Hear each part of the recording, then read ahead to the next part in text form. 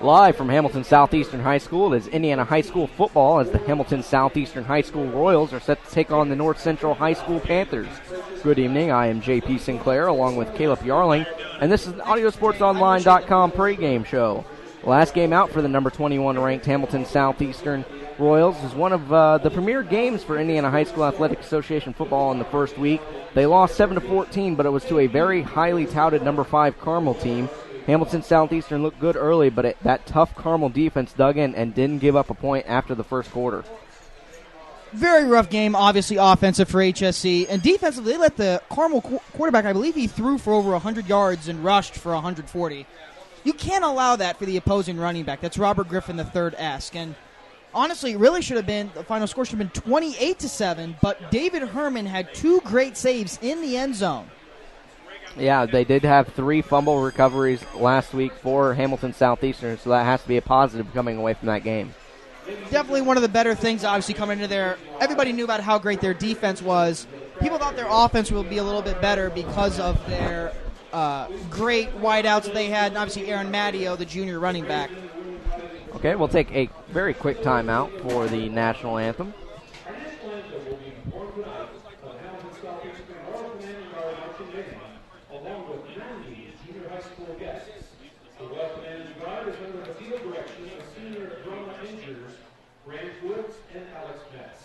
Ladies and gentlemen, our national anthem.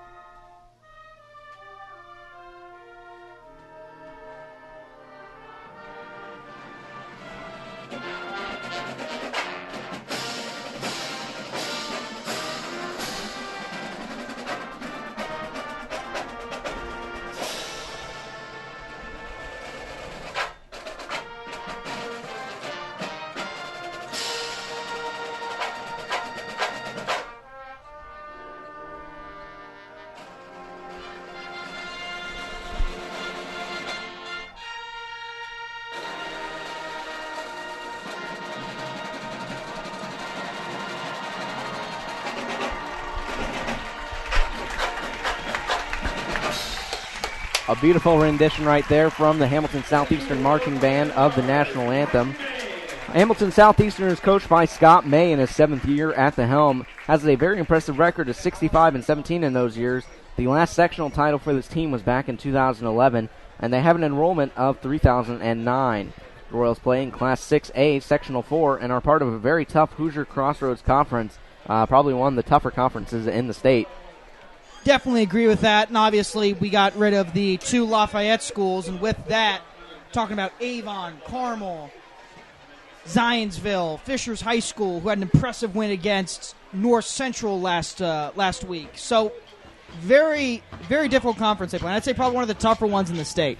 Some of the strengths of this Royal team are their experience up front, particularly on the offensive line. They have some very, very big players down there, and they do have some key returning starters at the skills position, which will work out well for them this season. Definitely agree with that. Their starting tight end, Kyle Schrenk, actually has a D1 offer to Ball State University, so he's obviously, any D1 recruit's obviously a great one. The fact that HSC has that as their starting tight end is very impressive. Very good tight end. Offensive line led by great players such as Ashman Lucas, Ty Scholl, amongst others. Chase Wilson, 6'3", 300-pound offensive guard. just a complete monster on the inside. Well, some of the weakness include a lack of experience on that defensive line on the opposite side of the ball, and that's one place they'll look to improve as the season goes on. Hamilton Southeastern will look to junior Aaron Matteo once again to shoulder the load offensively tonight. He rushed 21 times for 89 yards last week and the lone scoring touchdown for this Royal team. I think the thing with the defensive line is that there's just so many different types of players. Bradley Murphy, a very athletic, very fast offensive lineman. Casey Hayes is kind of a more grinded-out, blue-collar kind of guy. Defense did their job last week, at least in my eyes, holding a highly touted Carmel team to 14 points at home to start the season. That is a very impressive mark to hold a team Very like much that. so, too. especially since they're the AP for the state of Indiana, number one out of the whole state. I think really what the issue was last week was just the offense not getting it together, and hopefully against a North Central team that gave up a chunk of points, 32, I believe, to Fishers last week. Hopefully we'll see a little bit more scoring, and a baseball game won't break out tonight. Well, head coach Scott May talked to us for the Scott May Show on Monday. You can check out the archive podcast and interview on audiosportsonline.com. Coach May thought the lack of solid tackles and penalties really hurt his team last week. He was also really proud of senior Ryan Clement's week one performance and also that of senior quarterback Tyler Janey. Definitely agree with that. Janey made a couple good decisions when he was in the crunch time, including, unfortunately, at the end of the game, HSC, I believe it was 4th and 25 or some ludicrous number like that. And Janey ran for like 18 yards of that by himself in a quarterback scramble. So definitely got to give him some props on what was definitely not one of the better offensive performances of the year so far. And Coach also said that, these two teams have never matched up, so he found that to be a particularly challenging thing this week when it came to prep because there's not much of a matchup history between these two schools. They're kind of interesting. They're like HSC in a very unique way that they have a lot of talented skill players. Obviously, unfortunately, they went 3-8 last year. But the one thing I will say that HSC does have an advantage of is just their O&D line. D-line, again, doesn't have as much experience as you said, but they get the job done. And this young offensive and defensive line for North Central still very unproven. Maybe they'll make their big breakout tonight. Coach also said he was worried about the offensive spread attack from this North Central Panther team, so that'll be something else to keep an eye on. Taking a quick look at North Central at a glance, while Hamilton Southeastern is heavily favored in this tonight's matchup, North Central Panthers, as we talked about, no pushover, ranked 43rd in the state. They're in the Class 6A Sectional 6, a member of the Metropolitan Conference. They have an enrollment a little more than Hamilton Southeastern, 3,402. They went 3-8 last season, like you said, but they're coached by longtime assistant Kevin Krinhagen and is also elevated to head coach just back in March. So this is his first season and has a test ahead of him. Definitely so, and maybe sometimes for a team a breath of fresh air, maybe can be the kick in the butt that would get them up and going, right? We saw that with the Colts in the NFL with Chuck Pagano. That could very well be. And let's take a quick second to talk about the weather for tonight's matchup. Right now it's about 86 degrees as the sun continues to set. The sun will be behind us, so already a nice shadow over the stadium here at Hamilton Southeastern. The fans for Hamilton Southeastern really packed the house. North Central not quite so much across the way. There are a few faithful over there for the Panthers, but Hamilton Southeastern looks ready to rock this place here tonight. Oh, yeah, it's going to be a very loud game on the HSE. Those fans over there at North Central, they're pretty loyal fighting that traffic, so they can be just as loud, you know what I mean? I can honestly attest to that traffic. I don't think it took me an hour to get here from Plainfield, so that's pretty rough. Took me 10 minutes from my house. Well, that's just not fair. Let's go and take a look at the starters for both teams. We'll take a look at Hamilton Southeastern offensively for them. As we talked about, they'll be led under center by senior Tyler Janey. He was 9 of 16 last game for 115 yards. He also had a couple of rushes. Did fumble the ball once. He'll be also looked to lead that offensive attack with junior Aaron Matteo, 6 foot, 200-pound running back. We'll look. Janey's couple of main targets, as you talked about last week. Chris Ford didn't have any receptions, but the senior will be looked to, I'm sure, to try and get some here tonight. Also on the wideout position will be sophomore Will Michaelis and junior Will Kodrit. Kodrit's a 6'4", 190-pound junior. Up front for Hamilton Southeastern on that offensive line from left to right, senior Ashman Lucas, also senior Lucas Lanier, senior Ty Scholl, senior Chase Wilson, and senior Jeremy Wolfer. All 5 of those offensive linemen are all centers, and they're an impressive 1,290 total pounds up front, averaging 250 pounds per. That's like the size of like a Volkswagen Beetle, right? If you put all of them together. I'd hate to see the Beetle if you put all of them in it. But couple X factors. I said this last game, and they had, this guy had no passes thrown to him at all. Chris Ford, super athletic. The rush kind of worked last game, but they definitely need to go to an air attack. I expect to see Chris Ford to make some other hopefully make some great plays throughout the season, get his first reception tonight at home. We'll also see a little bit of Curtis Goss, the junior, 6 foot, 195 pounds, running from the backfield. He had 5 carries last game out for only 4 yards. I'm sure they're going to expect him to get a little bit more positive yardage here in this one. Defensively for Hamilton Southeastern, they'll run a 3-4. Caleb Clayton will play the left defensive end. Right defensive end will be senior Tiger Gilroy, 6'4", 190. And the nose tackle will be played by senior 6'3", 225 Bradley Murphy. Offensive linebacker, not offensive linebackers, but linebacker core for this Hamilton Royal team, Colin Miller. He's a 6'3", 230-pound. He'll be playing the outside linebacker position. The 2 inside linebackers are junior Josh Voskel and senior Ryan Clements. Voskel is a 5'11", 195-pound. He had 18 tackles and one of those forced fumbles that we talked about last week. Ryan Clements, the senior, 5'11", 195 pounds. As we talked about, Coach May was very impressed with him last time out. And then Andrew Noter Donato, senior, 6'1", 195. He'll be the other outside linebacker. In the defensive back position for Hamilton Southeastern, you'll have David Herman back there. Also see him also kick returning and punt returning as well. He's a 5'10", 175-pound senior. Brock Burns will also feature back there. He's a sophomore, 6'4", 175-pound. 170-pound, 6'1" junior Ryan Brown will play at the free safety position. We might see Tyler Janey also there a little bit. And then the other cornerback position will be played by senior Matt White, the 5'11", 180-pound. Taking a look now for Plainfield as we also see the coin flip.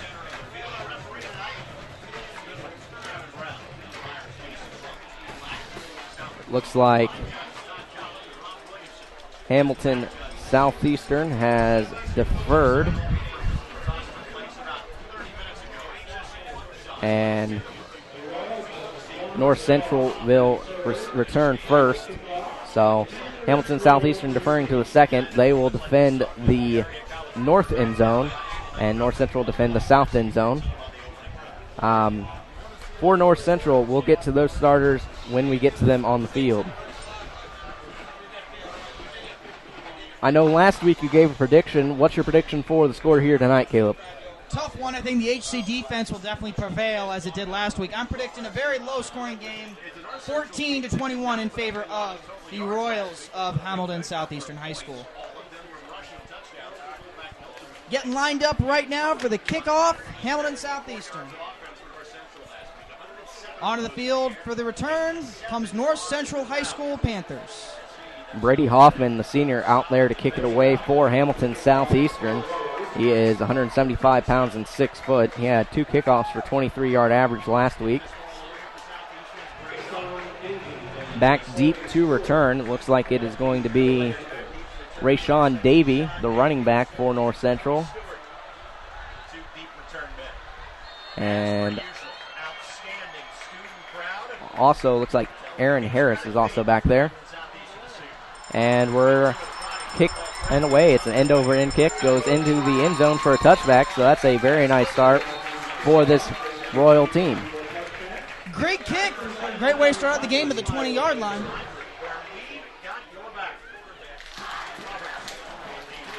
So this North Central offense, as they come out onto the field, they'll be led under center by junior Austin Roberts. As we talked about, it's a spread attack. Roberts is a 5'10", 185-pound quarterback. Sean Davey will be back there running it for them. He'll also share some touches with Austin DeLosa. We talked about the spread offense. We'll get to those wide receivers here in just a second. Looks like 3 wide receivers to the left, 1 to the right for Roberts in the pistol. He'll take it, fakes the handoff, looks downfield. The left-hander throwing long, has his receiver at the 40, and he'll be pushed out at the 20. That receiver was James Jones. So that was a very nice game for North Central right off the bat. Great way to start out the game, that's for sure. 50-yard line, one play, 30 yards gain, terrific throw. And they'll get set once again. A little bit of a wishbone, two receivers either side. Once again in the pistol is Roberts. Roberts takes it, will take the handoff right ahead. And that was Sean Davey on the carrier for a gain of about 3, so that'll bring out 2nd and 7. 3 yards gained on the play. Looks like it's going to be 2nd and about 7, you probably say, right? Defense has had one lapse and then one good play. They're running it right behind that 300-pound left guard. That should definitely be difficult to stop tonight. Ball on North Central's own 46. A little bit of a screenplay, but unable to make it up. And it was a forward pass, so that was the call on the field. Our referees for tonight's matchup, the head referee is Kevin Brown, umpire Jason Plunkett, head linesman is Lucas Howard, line judge Todd Cullip, and the back judge is Rob Wilkinson. This North Central team looking to run it very fast-paced offense as it's 3rd and 7. 3 receivers to the right, 1 to the left in the spread attack.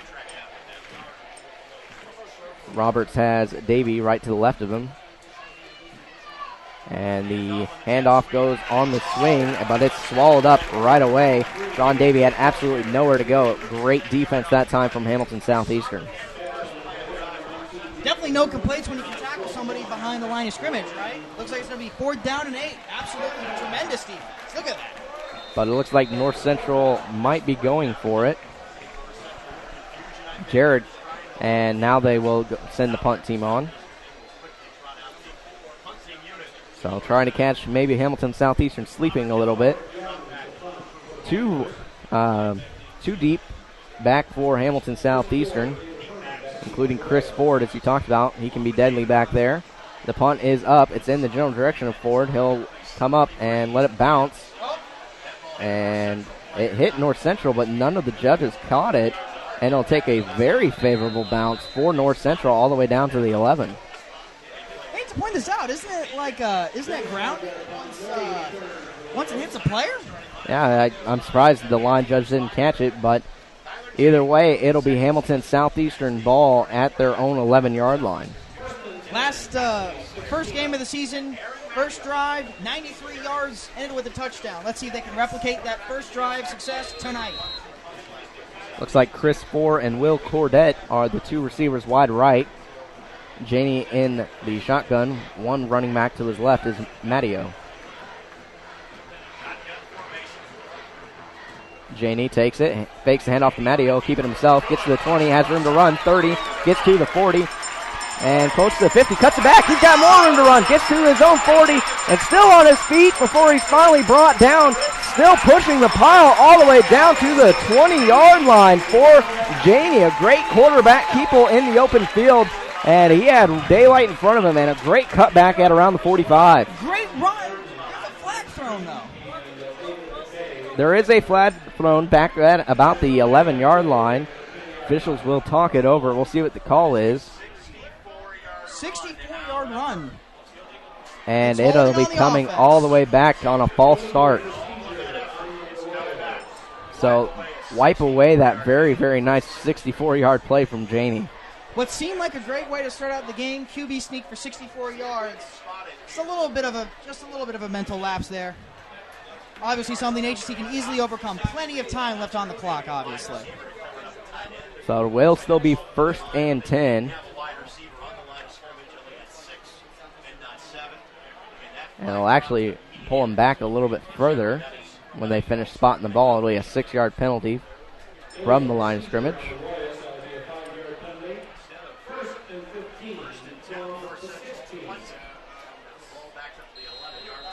So when it's all said and done, 10-12 left to go in the first quarter. 1st and 10 on the Royals' own 11-yard line. Same set. Ford and Codret to the right. Janey will take it, and he'll keep it himself once again, but this time he does not get quite as good of a push as he did initially on the last running. Yeah, definitely not anywhere near the first run they had of the game, but hey, couple yards north to south run. Looks like they gained right around 5 yards. Can't complain about that, can you, Coach? 2nd and 11? So it'll be 2nd and 11. They're on their own 15-yard line. Once again, same set, 2 receivers to the right. Ford and Kudret, Janey in the shotgun. And this time he'll look to screen it over to Ford. Ford has room to run. Room 30, 40, 50. Ford has the chance to take this one all the way back. Chased by North Central. Late flag thrown. And Ford will be in for the end zone, but the line judge on the near side threw a flag. Looks like there might have been a Hamilton Southeastern player or two that got onto the field. For what it's worth, I said look out for Chris Ford, but unfortunately, yet again, another flag called on the play. Hopefully it's not against HSE. And Coach May is extremely upset on the sideline at some of his players.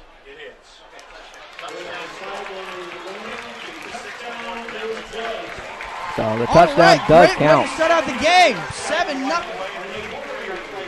80-yard run by Chris Ford on the... Well, it was still a Ford pass, so it's actually a pass. Outstanding. So a very nice screen pass to set up Ford for the touchdown. So PAT upcoming. Hoffman on to try it. He was 1-1 last week.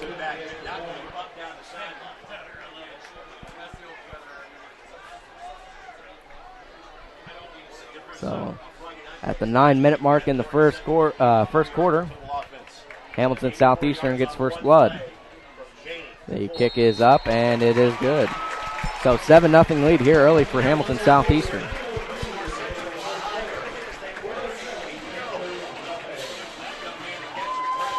Outstanding.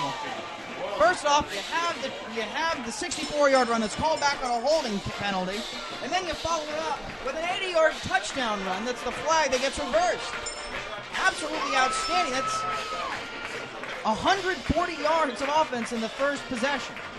If you really think about it, they're not going to count. If it wasn't for the flag, correct. Unfortunately for that, but that's still very impressive to start out with. Obviously, North Central ready to receive the kick and get another chance at downs. Hamilton Southeastern getting ready to kick off. Brady Hoffman, the senior kicker, wearing the number 99. Pretty peculiar number for a kicker. But they're getting ready, lined up as we speak. So 9:03 left to go in the first. 7-0 lead for the Royals. Hoffman will kick it once again from the right hash at his own 40-yard line. Deep back once again to return is Davey and Aaron Harris. Gotta love that drum beat. Gotta love that. Pump some energy into the crowd.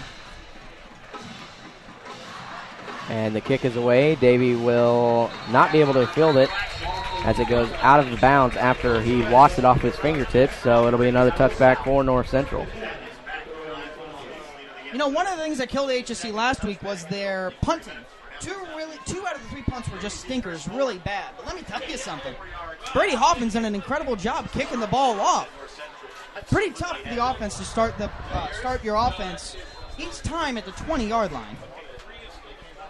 We'll see what Austin Roberts can do this time. I know Coach May said he was one of the more athletic quarterbacks in Central Indiana. So an empty set, 3 receivers to the left, 1 to the right for Roberts. And he'll look to the left to play it on the screen. It's bopped up, but Hamilton Southeastern can't get it right off the fingertips of Jared Clark, the senior. So it'll bring out 2nd and 10 for North Central. It's really fortunate that only ended in a incomplete pass. That could have been much worse, obviously, for North Central. So be thankful for that. 2nd and 10. 2 receivers either side for the Panthers. Once again, Roberts seeing a lot from the pistol with a lot of options so far from the Panthers. Hamilton Southeastern creeps up, and Roberts took a shot on that one after he handed off the ball. Shot was delivered by Colin Miller for Hamilton Southeastern, but it was actually a handoff, and Davey will get ahead for about a gain of 1. Hard to believe no flags are on the play. I thought that'd be roughing the passer, but obviously it wasn't the pass in motion. Rough hit on the quarterback. Way to, much they say, kind of a way to send him a message from the HSE offense. Won't be getting a Christmas card this year, to say the least, from North Central. So they'll bring out 3rd and 10. North Central still on their own 20-yard line, so actually called a gain of nothing on that last rush.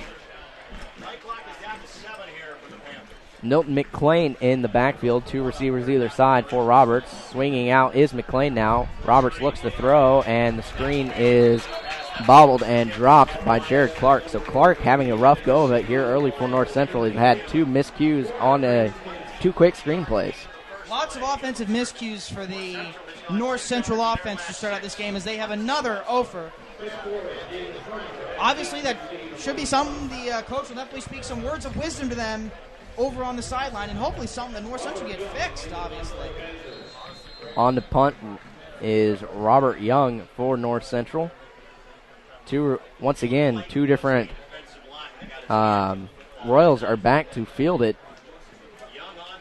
It'll be a very high kick. Ford backs up and takes it and has some room to run after a quick dodge. 50 to the 40, cuts it back to the right side before he's finally tackled. Tackle made that time by Xavier Collin. So once again, a good return from Ford. He's been a big playmaker for Hamilton Southeastern so far today. And there is a player down for North Central. That's Alan Bolden.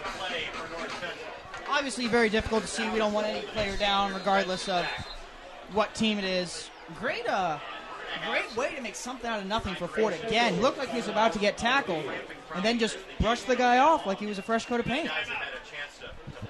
So it will be an injury timeout. You think about the weather. Hopefully it's nothing too serious and it's just some cramps.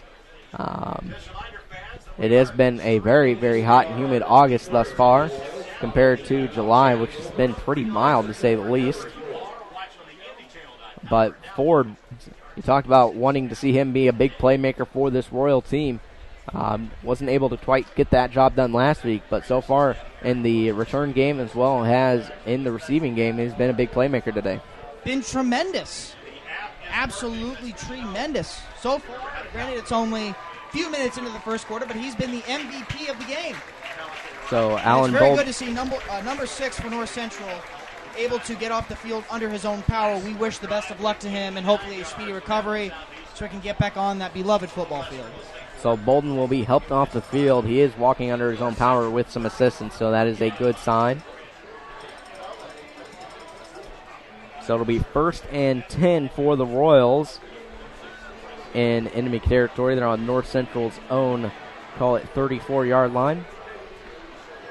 So the field position game thus far in the Royals' favor. I mean, you think about that, holding them to that 4th down there and forcing the punt. Now it's a game of field position, and Hamilton Southeastern has a great opportunity to score here. Based upon what we say, I say, why not? I say in 2 plays to score a touchdown based upon how great this offense has been. A complete 180 role reversal for this team so far in the offensive spectrum. Defense was to continue to remain nice, stout, and stopping this North Central team.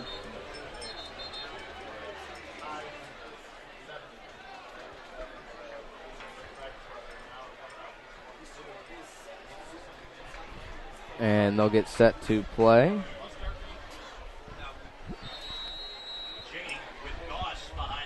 So this time, Goss is in there for Hamilton Southeastern. 2 receivers either side. Goss takes it, and he has a nice head of steam as he hits the line of scrimmage and will plow ahead to about the 25-yard line.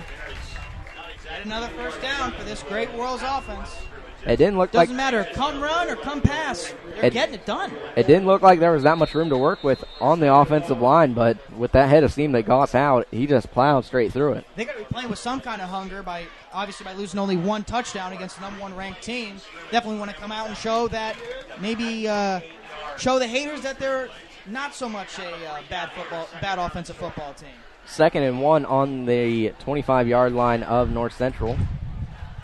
Janey has it, fakes the handoff, looks to throw. Looking downfield, looks for Ford, but he's going to overthrow that one by a mile. And Chase Wilson's helmet came off on the play, so he'll have to exit the field for 1 play. Could have been, again, another monster play by, yet again, Chris Ford. Just a little too much mustard on that pass. Checking into the game is Caleb Rutan for Chase Wilson for one play.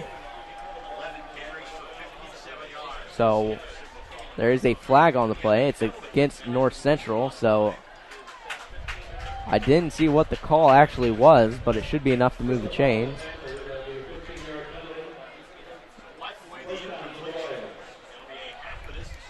So it'll be half the distance to the goal on a... Not been a good start for this North Central team, not at all. I believe it was a face Lots of mask. miscues, offensive and defensive, and obviously allowing a penalty and allowing the flags to be thrown, never a good thing.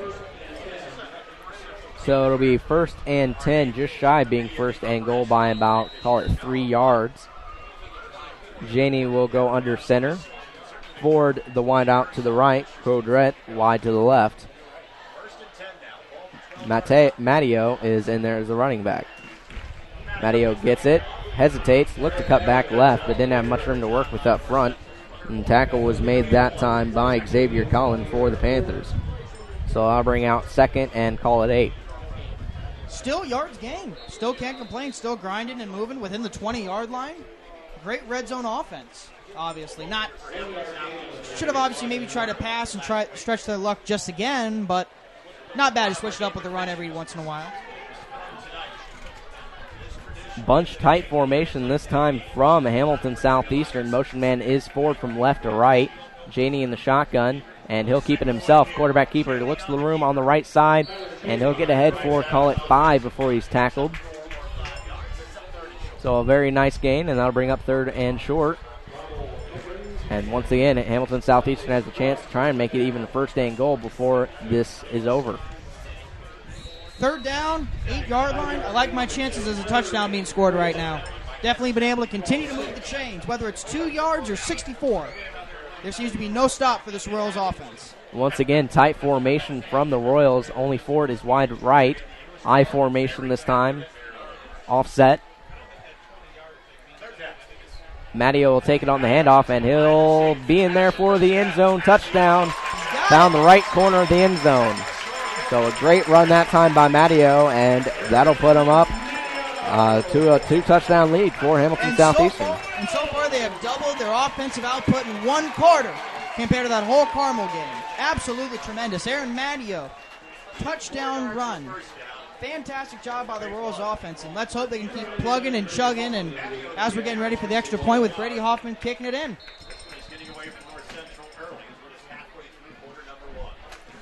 So Hoffman on for the PAT attempt.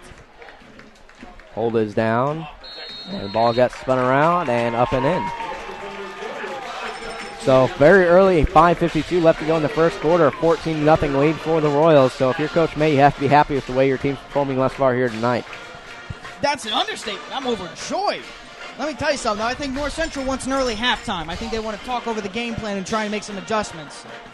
Obviously, that the pass has not been working the best for them because of some communications, but yet again, here they go. Another offensive chance for North Central. Will it be another over, or will they actually do something with it? As HSE lines up to kick the ball away.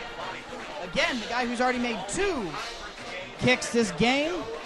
Brady Hoffman kicking off to a North Central team who's probably ready to put something on the board and make something of themselves. Stewart and Davies back deep to return for the Panthers.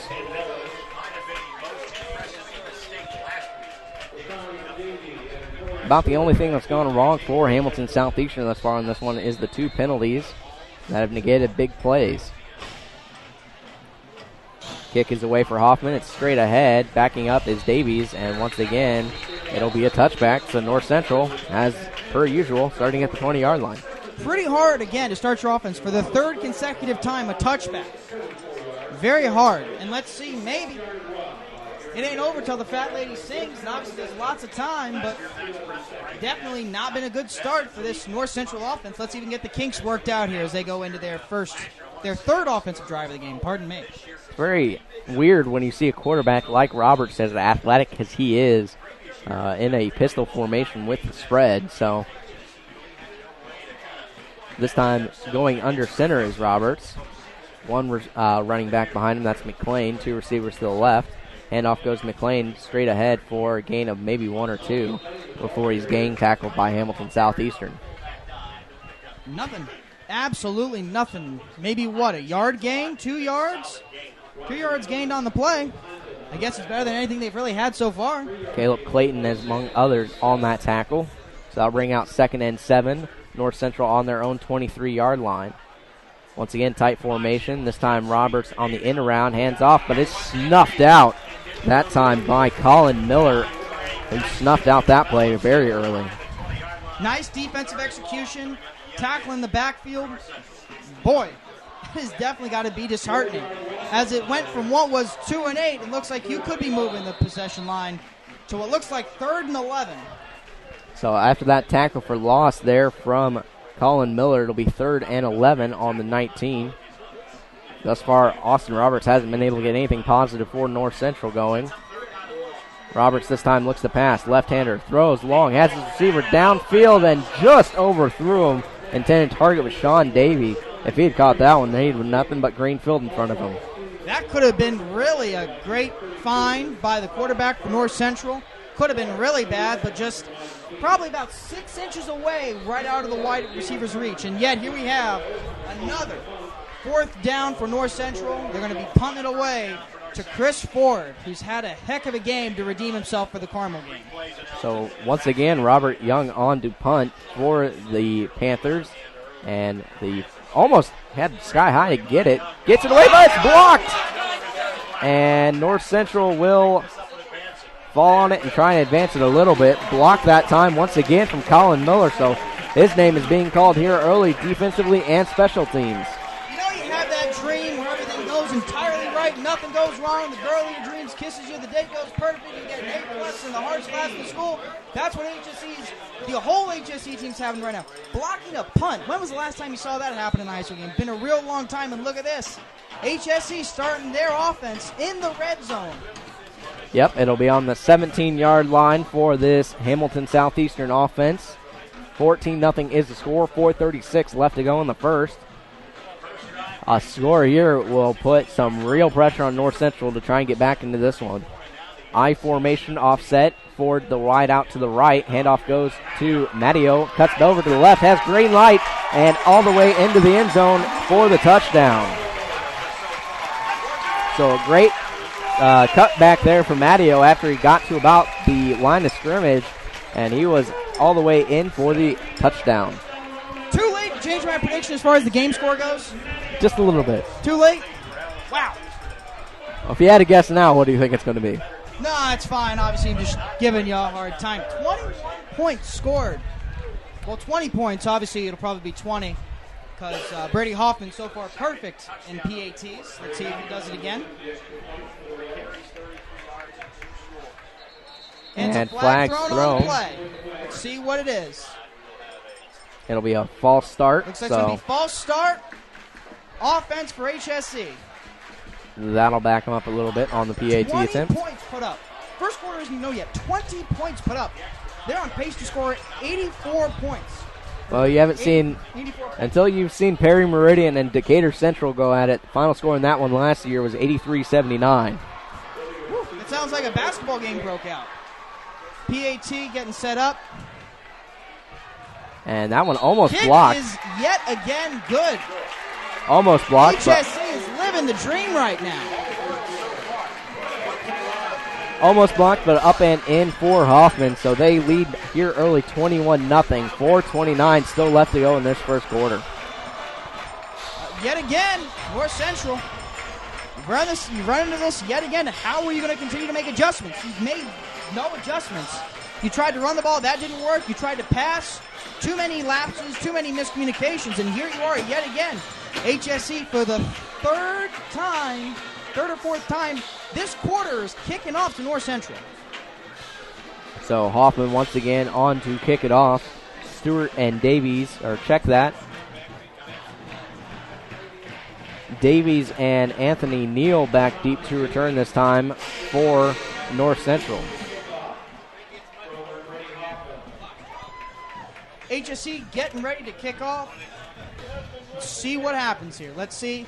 Can he make it There's some. Is it 3 or is it 4 touchbacks in a row? I've lost count. It's been so many. It's been 3, including the kickoff. This will be his 4th. A little bit of discussion with the ref, but they do get the ball placed correctly. Obviously important to any game plans. Coming out and having a hot start, scoring a touchdown in a quarter is great. 2, phenomenal. 3, absolutely tremendous. So the kick is away. Once again, a high kick goes over to the right side. Davies might have room to field this one, and nope, just inside his end zone. So once again, North Central on the 20. Not 1, not 2, not 3, 4 touchbacks for the HSC kicker. 4.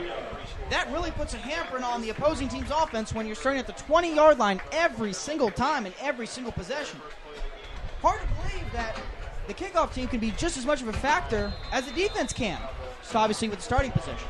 So North Central, with 4:29 left to go in the first quarter, has to try and get something going. 2 receivers either side, one stacked on top of each other. Very, very weird formation. And Young will hand off, and getting ahead and pushing the pile that time was Sean Davey. And he'll move the chains all by himself.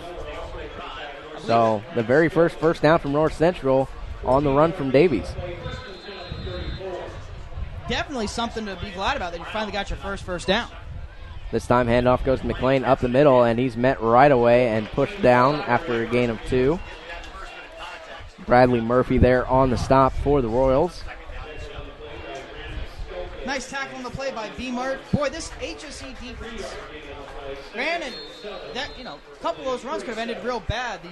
These running backs are chugging and plugging. 2nd and 7. Roberts once again in the pistol. Looks to hand off to McLean, fakes the handoff, and looks over the left side. Has room to run, and getting ahead for the first down is Sean Davey. Before he's finally brought down, it looks like Caleb Clatton there on the stop, but it'll be enough for move the chains. So North Central finally has a little bit of mojo. 2 first downs, moving the chains. Eventually they should be able to score here within the next, hopefully, little bit for North Central hopefuls. 3 receivers to the right, 1 to the left. Young once again in the pistol, calling out instructions. McLean once again behind him. Roberts looks to throw. Once again, another small screen pass, and nice move in the open field.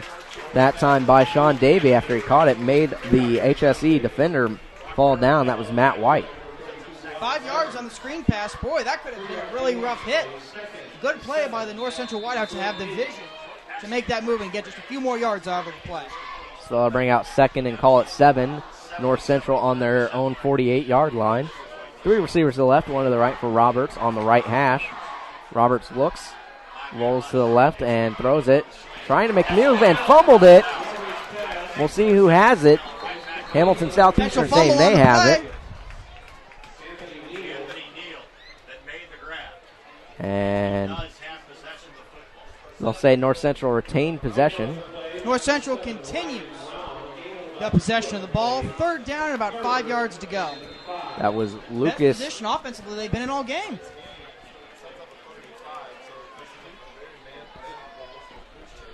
So it'll be 3rd and call it 5. Roberts once again, pistol formation, 2 receivers either side. Roberts looks right, and throws and will overthrow his intended target of Robert Young. So I'll bring out 4th down, and I imagine if you're North Central here close at the 50, you're going to go for it. Tremendous plays by the HC defense causes yet again another 4 and out, but looks like quite possibly North Central could be going for it on 4th down and 5. Maybe try and get something out of this. Can't be worse than when the punt was blocked earlier, correct? 2 receivers either side for Roberts, once again in the pistol. 1 receiver in motion. Roberts looks right and decides to keep it. He's going to run straight ahead with it, and he'll be short, but there is a flag down on the play. So we'll see what the flag is, but Roberts looks to be about half a yard short. So the officials will sort out what the flag is. We'll wait and see what the call. It is holding against North Central. That'll be declined, and so that'll be a turnover on downs once again for North Central. So Hamilton Southeastern will take over at the 50, or check that, at their own 46, with another chance to put another scoring drive together before the end of the first quarter. There's still 2 minutes and 12 seconds left to go. They lead 21-0.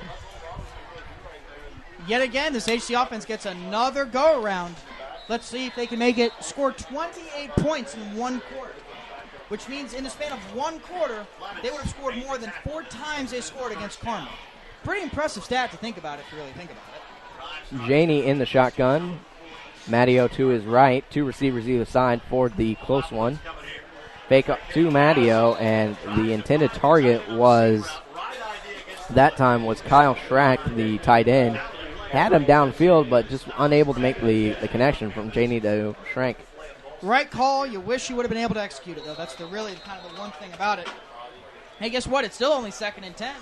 Definitely a lot of things can happen. You have 2 more plays to get only 10 yards. Near side is Greg Miller, the junior. 2 receivers to the right for Janey under center. Matteo behind him. Janey looks, and this time hooks up with Schrank, who's able to dash ahead. He might be close to the first down marker, and he'll actually be about a yard past it from where they're going to spot it, so that'll move the chains. So unable to hook up last time. They made it work that time. Absolutely great play. Obviously going inside for the pass. Didn't quite work. Why not go outside and see what happens? And look, that's exactly what they did. First down yet again for the Royals. The HSC Royals and first down seem to be synonyms this game. Schrank last week had 3 receptions for 33 yards. This time handoff goes to Matteo, who gets tripped up. Tried to make a cutback from left to right and just kind of lost his footing, but he'll still be ahead for, call it 3. So it'll bring out 2nd and 7. Looks like the Boogie Monster came out and tackled him from underneath, right? I think he just kind of ran into his own man, Schrank, who had the block right ahead of him. Definitely will be giving each other a hard time about that later. For the near wideout, one wideout to the right, that's Coldrette. Motion man is Schrank. Janey under center will hand off to Matteo. Matteo cuts over to the left side. North Central will gang tackle him. First man there on the hit was Lucas Busina, the senior, 6 foot, 215 pounds for North Central, and that'll be a 3rd down now facing this Hamilton Southeastern offense, and they haven't had to deal with that too often so far here today. I think they can obviously convert and continue to drive these chains. Really a nicely done job by HSC. Again, Aaron Matteo looked like it would have only been a 1-yard gain. Twists his shoulder and gets another yard out of it. HSC squeezing everything they can out of the ball. Greg Miller to the right. Coldrette wide left, the near side. Janey looks to throw. It's bobbled up and intercepted that time. And the interception was made that time by Walter Hare. So got his hands up, able to deflect it, and North Central finally gets some momentum with 41 seconds left to go in the first on that interception. That's what we like to call an offensive no-no there. Shouldn't be throwing the ball to, regardless of how open the guy looks. Not when all those defenders are right there. Else, obviously, as we saw what happened, interception on the play. That's the one bruise, I think, on HSC so far this quarter that you could really critique. So North Central once again gets a chance to get some redemption. 4 receivers set. Roberts once again in the pistol. Roberts will hand off straight ahead for McClain, who's immediately met and maybe got a gain of 1. Fighting the run. Absolutely nothing gained. You know, this North Central offensive line isn't that big up front, at least when you compare it to somebody's like, say, Hamilton Southeastern's line. And that is something that's been obvious thus far in this one. 3 receivers to the right, 1 to the left for North Central. Roberts sends another receiver, that's McClain, and he has pressure in his face, evades it, and he'll look to run. Pulls it down, keeps it himself, gets to about the 45 before he's hit and pushed back a little bit, and he'll get to about the 42, so minimal gain. But that time, Colin Miller had a beeline on Austin Roberts for North Central, just not able to get him and bring him down. So close, but yet so far from that sack. Could have been much worse, only about 3 or 4 yards gained on the play.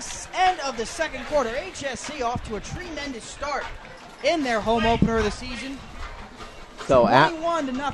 After one, if you're HSE, you have to be very excited with the way you came out. Leading at 21-0 is just, as you talked about, probably exactly what Coach May dreamed up for this team. Leading 21-0 at the end of one is exactly what Coach May probably wanted.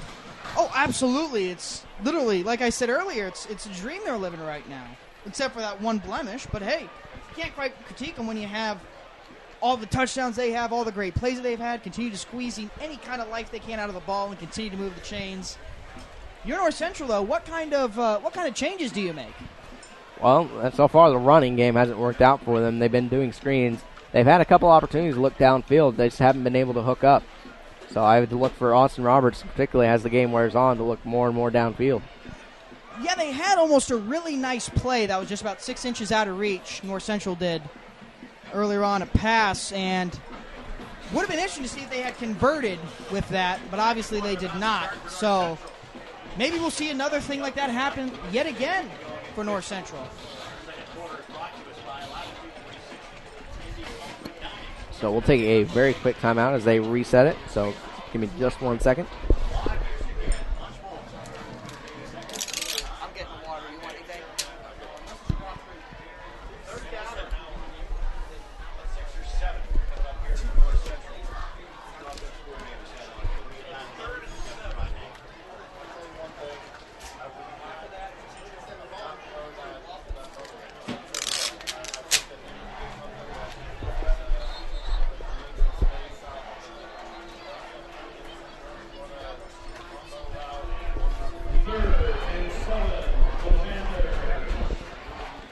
So they will switch sides, and the Panthers will have it. It'll be 3rd and 7. I'd imagine at this point in the game, when you're down 21-0, you're going to be in 4th down territory. Roberts will look right, has pressure in his face, gets hits his offensive lineman in the head with the ball as Roberts was hit with it. But North Central able to recover it, so Roberts had pressure right in his face right off the bat. Good save by North Central. Again, could have been really, really bad, but somehow one of the players was able to catch the ball after being tipped from an HSC defender's hand. So it'll be 4th down, and surprisingly, it looks like North Central is going to punt it away. I figured this would have been 4th down territory, but obviously not. So Robert Young on to punt it away. Hamilton Southeastern has 2 men back to receive. A very nice punt that time. Will be driven back to about the 10-yard line before it's picked up by Ford.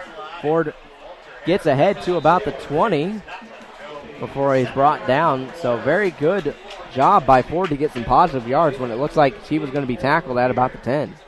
Again, like I said, HC continues to squeeze the ball and get any kind of yardage they can, regardless of how hopeless it seems. And again, you saw his wheels turn, and you knew he was eyeballing potentially another big run. HSE setting up here again, yet another first down for HSE, starting right around the 20-yard line. North Central really wants to stop this red-hot HSE offense. 2 receivers to the left, none to the right for the Royals. Janey once again in the shotgun. He'll fake the handoff, keep it himself, gets ahead to the 30 before he's finally brought down from behind. Tackle made that time by David Day, the cornerback for North Central. So that'll be enough to move the chains. It's a very good run that time from Janey. That was a great run by Janey. Continued to drive all those North Central defenders around him, and yet again another HSE first down. Those linemen must be doing a terrific job of blocking down there, because I've seen very little pressure on the quarterback. 2 receivers to the left in Coldrett and Ford. Janey once again under center. And he'll hand off to Matteo, who's immediately tackled that time after he got to the line of scrimmage. So very, very nice job by North Central on the coverage that time. Tackle made by Robert Young. Probably jinxed that one a little bit, probably spoke a little bit too soon, but nevertheless, again, just a little blemish. Still yards gained, though. 2nd and what looks like about 8. North Central making a defensive substitution here. Number 7 for North Central in on the play. It is indeed 2nd and 8 on the Royal 34-yard line. 2 receivers either side this time for Janey in the shotgun. He'll fake the handoff to Matteo, keep it himself on the quarterback keeper. Gets ahead after evading a tackle to about the 39. So once again, a very nice run that time from Janey to get some positive yards. He had that outside available. Should have definitely taken advantage of that. North Central player looked like he was down, but number 43 springs right back up. So hopefully he is okay. Looks like HC's about ready to run their offense again. Looks like about third down, about 2 yards to go. Bunch formation this time from the Royals up front. Ford the motion man from left to right.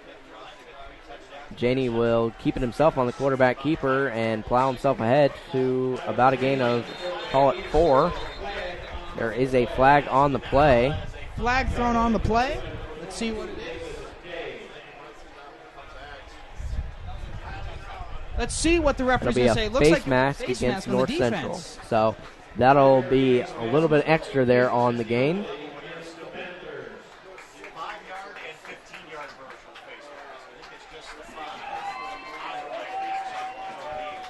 Hamilton Southeastern is in the blue uniforms with the silver trim. North Central in the white uniforms with the black and red trim. Just again, another miscommunication, another penalty on North Central. Hopefully they can begin to get some of these things ironed out. Looks like their JV team came out today. Coldrette and Ford go wide left. Janey once again in the shotgun. North Central shows blitz. They got about 8 men in the box. Janey will fake the handoff, rolls, and takes the hit and throws it away. So North Central gets the pick. Pressure applied that time by Lucas Busina, and Janey will throw that one away. So an interception for Janey, and North Central will take possession of the ball, and it'll be in hostile territory, so the ball will be placed at about the 45-yard line. As good as the offense has been, I guess you have to take the sweet with the sour. And not a good play by the HSC quarterback, but hey, this defense has obviously been very stout, has prevented them from doing any kind of scoring. And let's hope that the defense can make up for the offensive laps. And give credit where it was due. Busina got right in the face of Janey on that play. 4 wideouts once again for North Central. Roberts looks to throw and will pull it down himself and rush ahead for about gain of 2, maybe 3. Tackle made that time by Caleb Clayton. Tackle on the play by Caleb Clayton. Again, HSC, that could have been really bad. The quarterback had the field wide open to him. It was on a silver platter. But nice play by HSC to stop him before things got too bad. Once again, the receivers stacked on each other on either side for Roberts in the pistol. And they will hand off straight ahead for McClain. He'll push the pile a little bit and get a couple more yards on the play before he's brought down. So, once again, it'll set up a third down play, but you'd imagine they're in fourth down territory. 4-yard gain on the play. Third and about 4. So call it 3rd and 4 on the Hamilton Southeastern 39. 7:50 left to go in the second quarter. 3 receivers to the left, 1 to the right for Roberts, once again in the pistol. Roberts looks left, will throw, and can't hook up with his intended target. Intended target that time was Tyrone Caldwell. So that'll bring out 4th and 4. Like I said, I'd imagine this is fourth down territory if you're the Panthers down 21-0. 4th down on the play. Let's see what these Panthers are going to do. 4th and 5th one time, they went for it. 4th and 5th the other time, they punted it. Let's see what they're doing. And they will take a timeout. Timeout called on the play by North Central. Maybe they didn't like maybe they liked what they saw from HSC and going to try and take advantage of it. Well, if you're Hamilton Southeastern, you like what you've seen so far. You would have liked to not have the INT and would have liked to continue to put on a little bit score before going into halftime, maybe coast to the finish in the second half. But with that interception, that's not exactly what happened. So if you're Hamilton Southeastern offensively, do you make any kind of adjustments here, Caleb? Really, no. Why fix what's broken? Why fix what isn't broken, pardon me, as the phrase goes. HSC has really been doing a tremendous job. Obviously, they've had, like I said, 2 interceptions. But really, you kind of take the sweet with the sour, and it's good here for HSC to take a breather. Maybe they'll discuss their game plan, maybe what they're doing for dinner tonight after the game. Well, if you're North Central, what kind of adjustments do you make to try and get yourself back into the game? Oh, easy. Pass the ball. That's very easy. North Central's made a lot of nice passing plays that they just really haven't continued to do. Even the screens, you at least got 5 or 6 yards out of. I don't know. There's been a couple of mistimed plays, like they just haven't been able to quite catch. But I haven't looked further downfield than just the screens. I agree with you. That was more towards the end of the first quarter, and their passing game's improved. Hopefully, we'll see more of it. Wishbone formation this time. Janey, that will be a little bit of a pitch out, and it'll be fourth turnover on downs, as the pitch out to Davey did not work at all. Beautiful play, beautiful tackle, and yet again, HSE offense is getting set up very nicely. Definitely not like on the, HSE's done a tremendous job. Really, you can't really say anything very bad. Tyler Janey again, 2 miscommunications on the play, but I think right now, as we sit here, the two of us, sports analysts, can't really complain about it because it really nothing's really gotten out of it. So North Central unable to capitalize on the Hamilton Southeastern turnover, and Hamilton Southeastern will take over on their own 38.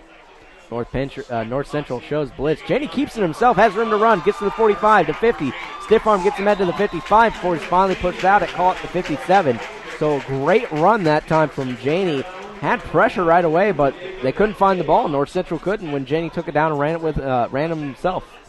Another great play by HSC. Looks like for a second, he was about to face mask North Central defender there, but he didn't. And another HSC gain, and now they're in North Central territory. 2 receivers either side. Janey under center. Will hand off to Matteo. Matteo takes it to the 45, 50, and before he's finally just pushed out of bounds. Had daylight in front of him, but just couldn't stay in bounds. Good job by North Central to push him out. Unfortunately, a step out of bounds there. Looks like it could have been another HSC touchdown. Nobody in front of him. But hey, first down. Looks like it's going to be close to the 30-yard line. Looks like it's going to be about the 33. And again, another great drive by HSC. So it'll be 1st and 10 on the North Central 33. 7:23 left to go in the second. Janey under center. Will take it and hand off to Matteo. Matteo will plow ahead and get ahead for maybe 3 or 4. So it'll be 2nd and call it 6. Should have gone on the left outside of that. Had a lot of room out there. Could have run a reverse, but again, 5-yard gain still. Here I am critiquing the fact that even though they gained 5 yards, they could have gained even more. Just proves how good the offense is doing tonight. Forward wide to the right, wide left is Coldrett. Janey under center. And Matteo will once again carry it and plow ahead for another small gain of call it maybe 2. So it'll be just short. Call it 3rd and 1. So once again, Hamilton Southeastern trying to move the chains here.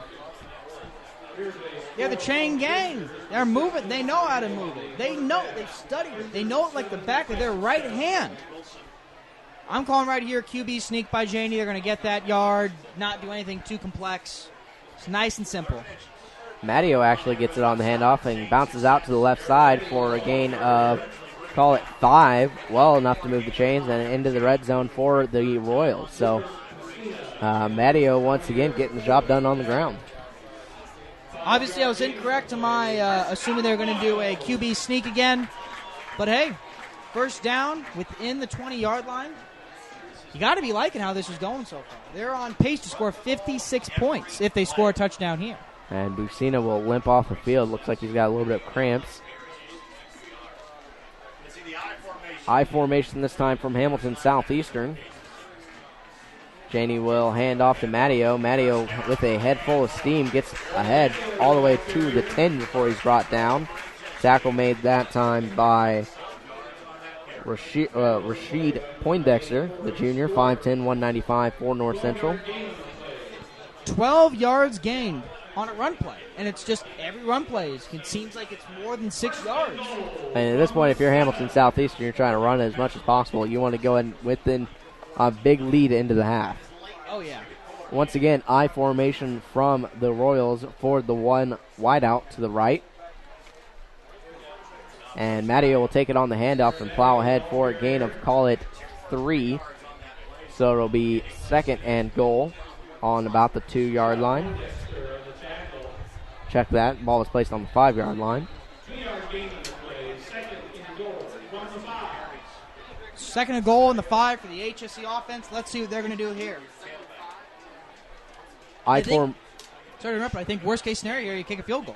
I formation once again, offset to the right. Janey under center. And he'll hand off to Matteo, who will put his head down and try and get in for the end zone. It'll be close. It might be just short.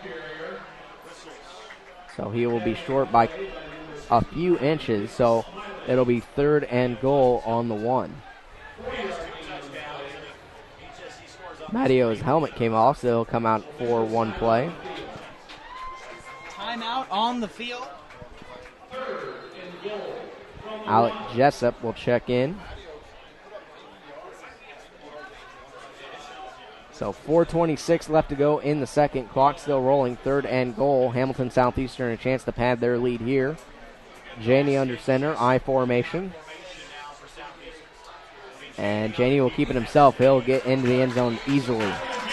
So very early, Hamilton Southeastern has capitalized on pretty much everything, and it hasn't been hindered by the few mistakes that they have had. Again, another great, outstanding offensive drive that ends with a touchdown. 27 so far unanswered points against these North Central Panthers. We're playing like little kitty cats a little bit. I hate to poke them while they're down, but it's lying against the Panthers right now, and the Lions, well, Royals, but the Royals are definitely doing their job. The kick is up for Hoffman, who gets his 4 PAT on the night, and the Royals find themselves up 28-0 over North Central with 4:09 left to go in the second. So if you're North Central, you have to get something going to have any chance of coming back in this one, because Hamilton Southeastern has thus far been dominant. Crowd seems to be pleased. Maybe North Central can come here and score a quick touchdown. I mean, there is 4 minutes left. And every offensive possession for them, slowly like a turtle, seems to be improving. So maybe they're beginning to make some adjustments, and I guess we're just waiting for that one time that North Central will break through and get some kind of score, and maybe get, heaven forbid, a big run. Every single one of the kicks so far tonight on the kickoffs from Hoffman have been into the end zone. We'll see if anything changes here. Stewart and Davies back deep to return for North Central.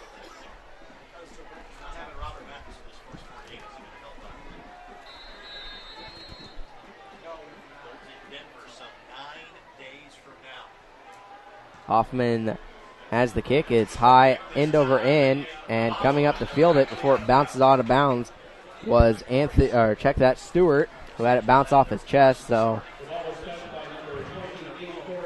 it'll be North Central's ball, 1st and 10 at the 11. Again, another part of this HSC team that's doing tremendous kickoff team. Looks like, again, you're starting your offense if you're North Central within this 20-yard line. So this time they don't even get a chance to start at the 20. It'll be even further at their own 11-yard line for North Central.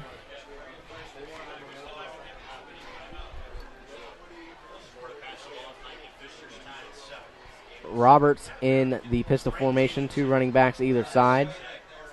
Handoff this time goes to McLean, who is tackled almost immediately by Caleb Clayton. So once again, the running attack from North Central has not gained them much.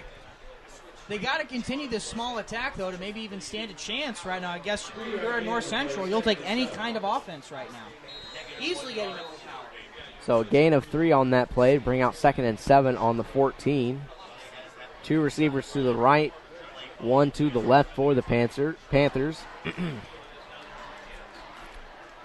Once again, a little bit of a wishbone formation. Roberts in the pistol. McLean gets it on the handoff and will get ahead for another small gain of, call it 2.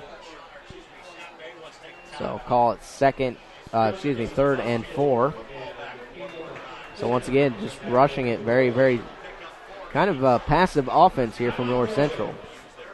But Hamilton Southeastern will call the timeout. So if you're North Central to get back in it, I don't know if rushing the ball is going to be exactly what you need to do. I think I just thought about this for a second. I had this idea. I think what they're doing right now is to take the time off the clock right now and finish out this quarter so that way they won't let HSE get out on the field again. I think that's really what they're trying to do here. It's not necessarily more about the fact their passing or any other aspect has been greater than the other, but just the fact of stopping this HSE squad from getting on the field yet again. And so far it's proven right. HSE had to call a timeout so that way they can stop the clock. And I think what they're going to do is I think they're going to let this quarter run out, continue to run the ball, maybe a pass, maybe. And during halftime, I think that they need to make some serious adjustments on the offensive side of the ball. Serious. Well, give credit to Hamilton Southeastern. They've came out with the game plan, and thus far it's worked. The penalties haven't been that much of a hindrance, and even the interception has not come back to haunt them. And give credit to this Hamilton Southeastern crowd. I mean, just a few minutes ago, you might have seen the camera shake a little bit. You can kind of feel the energy from this Hamilton Southeastern crowd. Definitely into it with their team up big. Most absolutely, definitely. And HSC definitely something to smile about here as we get into the final minutes of the second quarter before halftime. Roberts drops back, looks to throw, has his receiver in the flat, all the way down to about the, call it 33.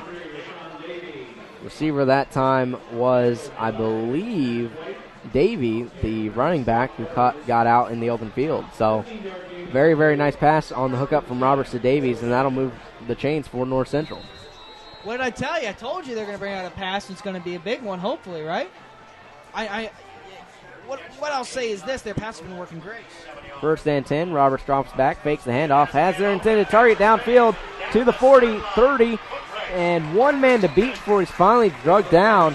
Very, very nice hookup from Roberts that time to sophomore Tyrone Caldwell for the big gain for North Central, who has a chance to put some points up before the end of the second.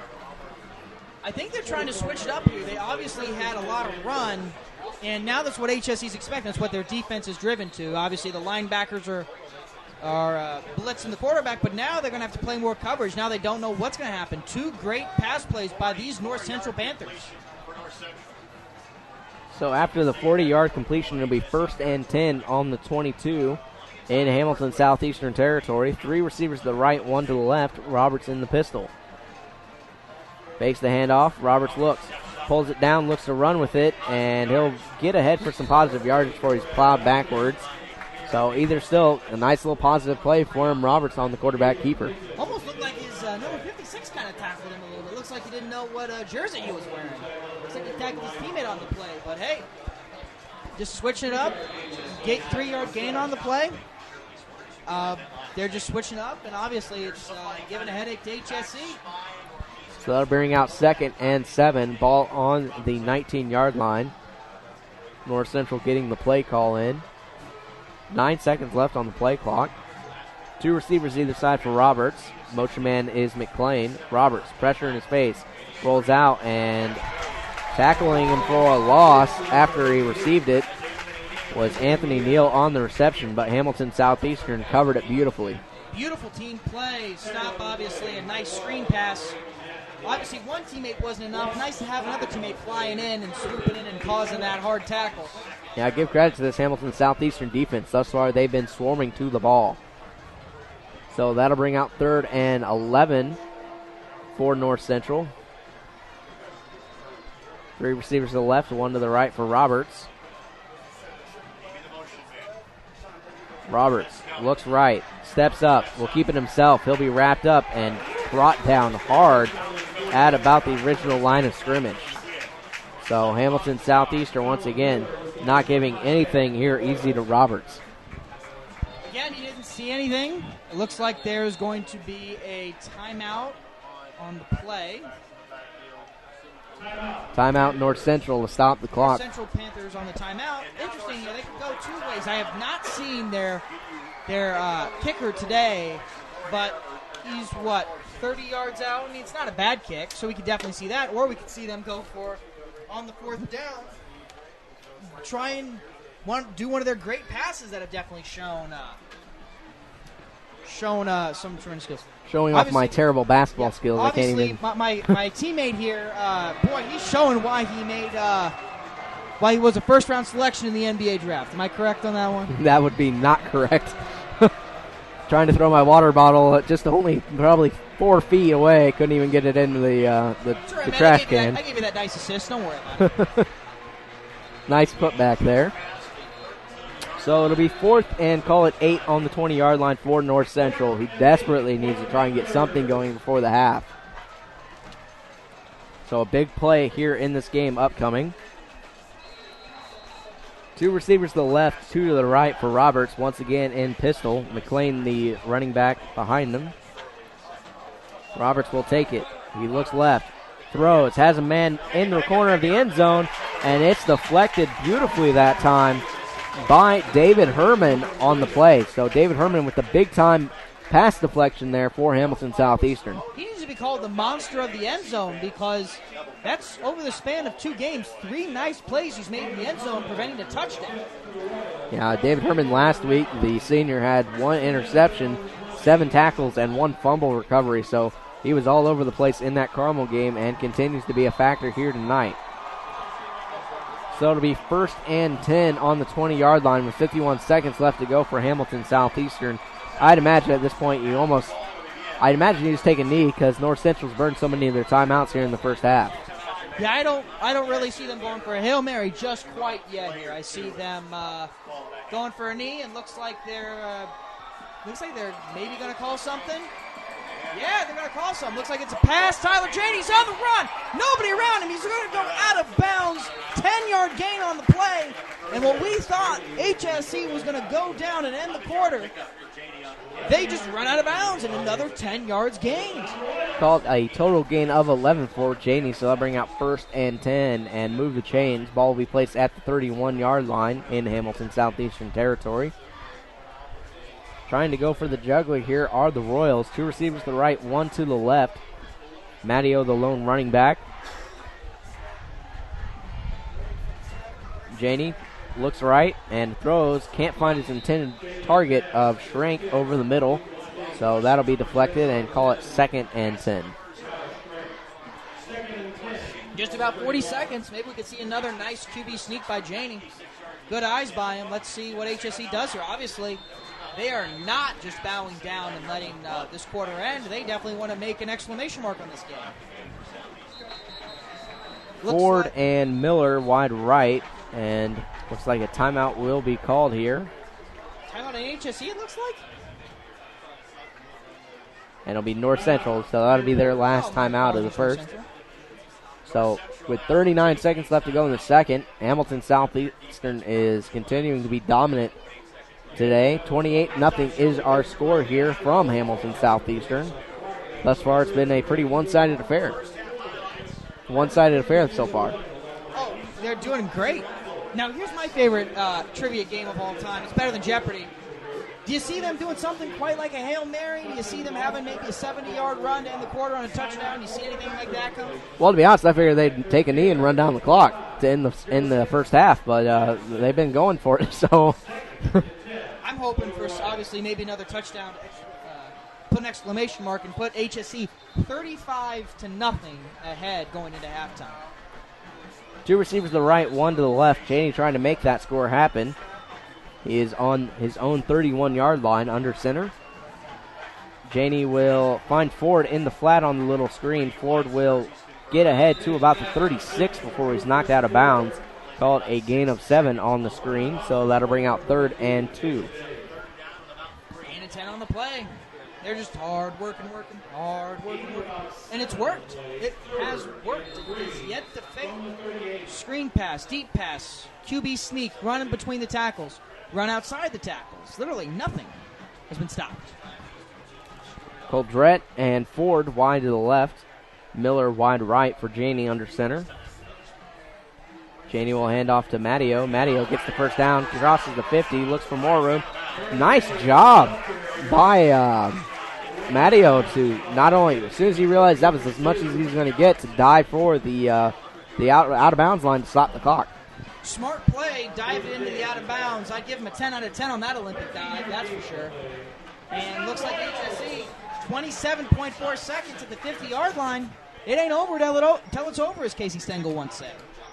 28-0, 27 seconds left to go in the second quarter. Janey in the shotgun, 3 receivers set to the right, to the left, 1 to the right.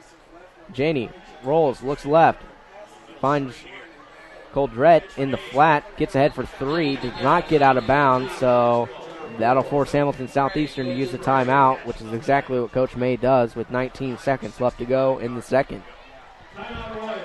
Timeout, your HSE Royals. They're ahead right now, 28-0. And I think right now they're just going to be planning obviously against the clock. And hopefully they don't make any miscommunications, because right now, based upon how they're moving, they're primed to have another score. And obviously we're coming up here with our great halftime coverage, which will be accompanied by some wonderful background noise of the HSC band. And here are hot takes about all the stuff that's happened, so stay tuned. And we will definitely make sure that you are entertained during the halftime. We'll also have some of the scores from around the state to go over with you as well. I'm still kind of surprised that Hamilton Southeastern is still continuing this drive up with the big lead. Tremendous. Absolutely tremendous. And looks like the refs are giving them a little bit of a friendly whistle and telling them, hey, the timeout's over. So Hamilton Southeastern is not letting any second off of this clock go unused. So it'll be 2nd and 7 on the 46-yard line. Ford and Codret wide right. Wide to the left is Miller. Janey in the shotgun. Looks like they're ready for a blitz, North Central. Janey takes it, looks right.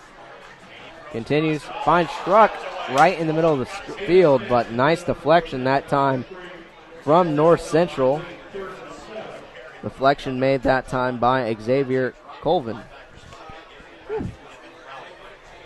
They took a sigh of relief there. Some that, again, looked like a good play. Looks like it had the potential to be yet another interception, which would have made 3.5 for Tyler Janey. Just the average incomplete pass. Lights have officially came on here at IU Health Field at Hamilton Southeastern as the sun continues to set. 3rd and 7 on the North Central 46. Janey takes it. Has some pressure. Rolls to the right. Looking downfield. He'll take the hit. Find Ford in the open field, though. Ford will plow ahead for the first down. Not able to get out of bounds, though, so they'll call a quick timeout, does Hamilton Southeastern. There is a flag on the field, and it'll be a personal foul against North Central for the hit on Janey. So that'll tack some extra yardage to it. Not sure how good Brady Hoffman, we've seen how good it's been on kickoffs, but I'm not sure what his field goal range is. He's a former soccer player. I know him personally. I've seen him once make a 50-yard field goal, which is pretty impressive. Maybe they'll bring him out and try and score over 30 points for the half. That'd be something, wouldn't it? Well, that may be about the yardage that he'll have to kick it from with the 7 seconds left on the clock, if they choose to kick it. 15-yard rubbing the passer penalty on the Panthers.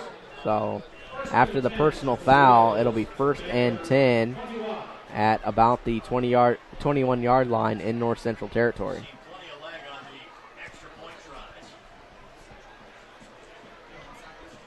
Looks like I was correct in my assessment. Looks like they're going to bring out Brady Hoffman, and they're going to go for it. It looks like there's a timeout. Scratch that. Maybe they just wanted to see what North Central was planning against them. But it's a timeout on HSE, at least according to the referees, right? I think it's official timeout.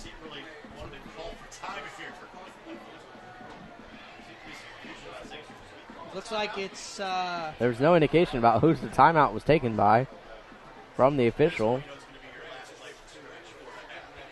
But either way, timeout on the field.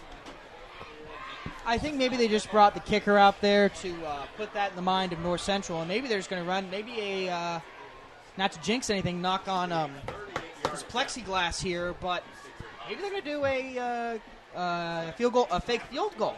Well, I mean, Hoffman has had the range on every single one of his PAT attempts, and not to mention his kickoffs have placed North Central deep in their own territory.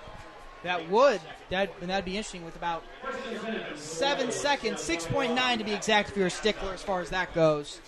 And it looks like they're going to give Brady Hoffman number 99. I've never seen a kicker wear 99 before. Have you? I've never seen that. Not to my knowledge. This would be Hoffman's first field goal attempt of the season. He's only had PATs. So it'll be a very, very long kick. Hoffman has it up and in. So very, very nice job from Hoffman on the very long field goal. I'd imagine that was close to a 41-yard kick. 30 points in the half for HSE, 31 to be exact. Not a lot of high school kickers have that range, and very impressive that Brady Hoffman was able to complete. Like I said, I've seen him do a 50-yarder, but obviously that was just him in practice. It's obviously very much so more different in a game situation. So there'll be 2.3 seconds left on the clock for North Central to try and get something back on a return.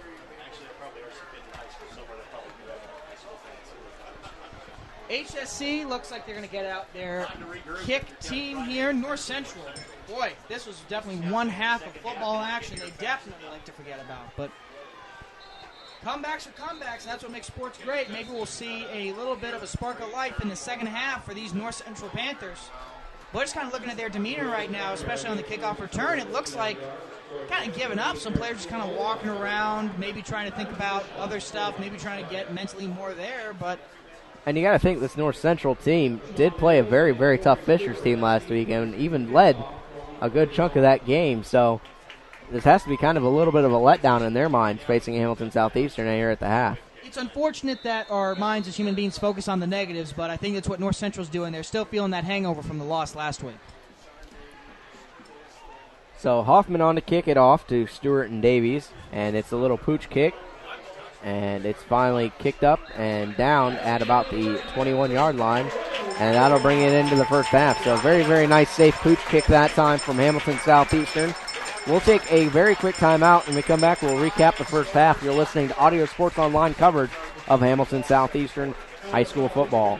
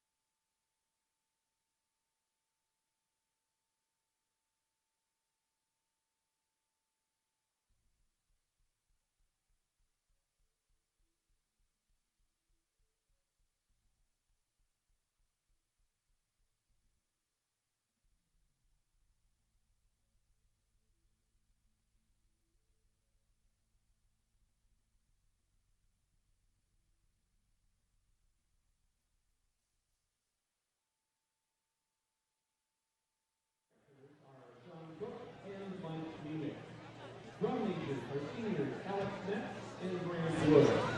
This year's soloists include Tunis, Carol Wegener, Kendall Mayhew, Samantha Spot, Courtney Neely, and Josh Graham on soprano saxophone. Our bass quartet consists of trombonist Spencer Goldie and Matthew Wilson.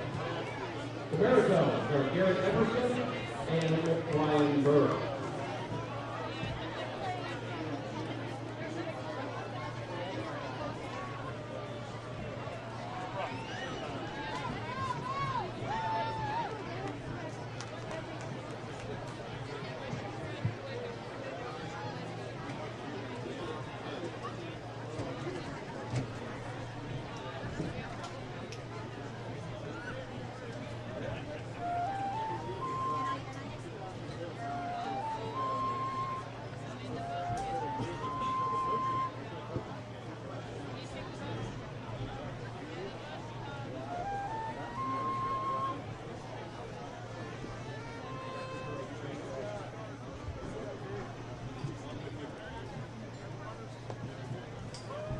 Is the band ready?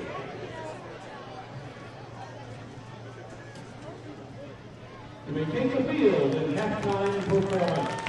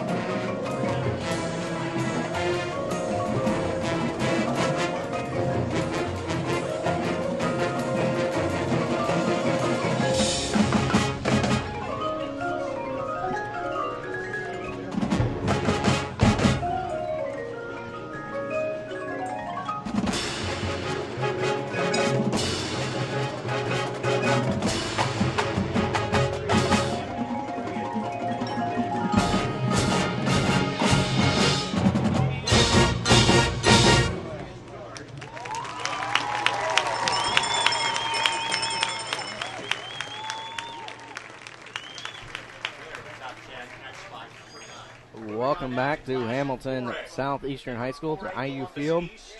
I'm JP Sinclair, and this is the AudioSportsOnline.com coverage of halftime here, where Hamilton Southeastern is firmly in control, 31-0. Well, let's go and take a look at some of the other scores from around the state. Ben Davis leads 26-6 over Avon. That was one of the big games and marquee games of the week. And thus far, Ben Davis is definitely dominating in that matchup. Some other scores: Pendleton Heights 13 to Anderson 7 in the second. As we talked about, Ben Davis is actually up 26-12 and in the second.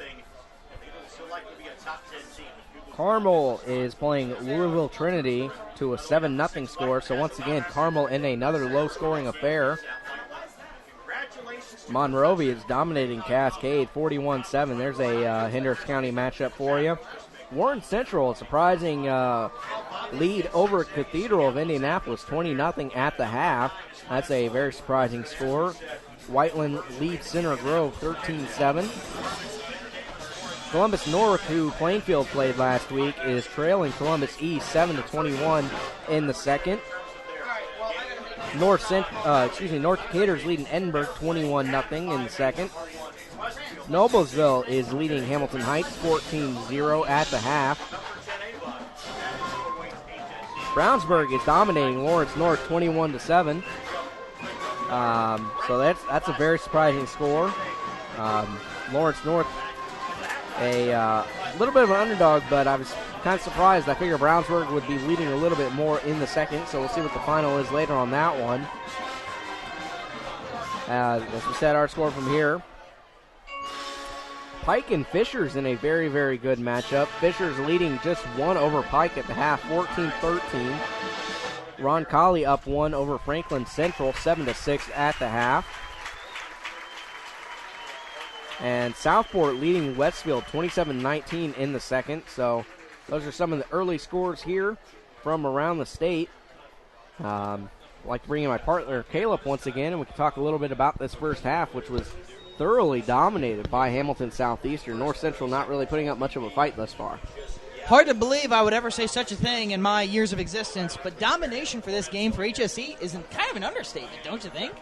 Nope, 31-0. I mean, getting it done on both sides of the ball as well as special teams so far. This let me tell you something right now. This North Central team's just about. You ever played badminton before? I have not. You've never played badminton? Well, there's this thing called a shuttlecock, tennis. and you get whacked. And HSE right now is that badminton racket, and North Central's that the shuttlecock, just getting whacked upon whacked upon whacked. By the way, I'm going to give some credit to the HSE band. They do a really tremendous job, led by senior Grant Woods and Alex Metz of the HC Marching Band. Doing a very nice job. You know, kind of nice. You got to give them some credit because most bands don't get recognized, but absolutely tremendous. I think really we've been irate about how great this HSE team has been, and hopefully North Central made some kind of offensive adjustments to keep the game at least interesting. Well, about the only thing that's gone wrong for Hamilton Southeastern has been the couple penalties they had early. But they haven't had the penalties or the one turnover really hurt them. So that's got to be good news if you're Hamilton Southeastern. That's definitely got to be a good one.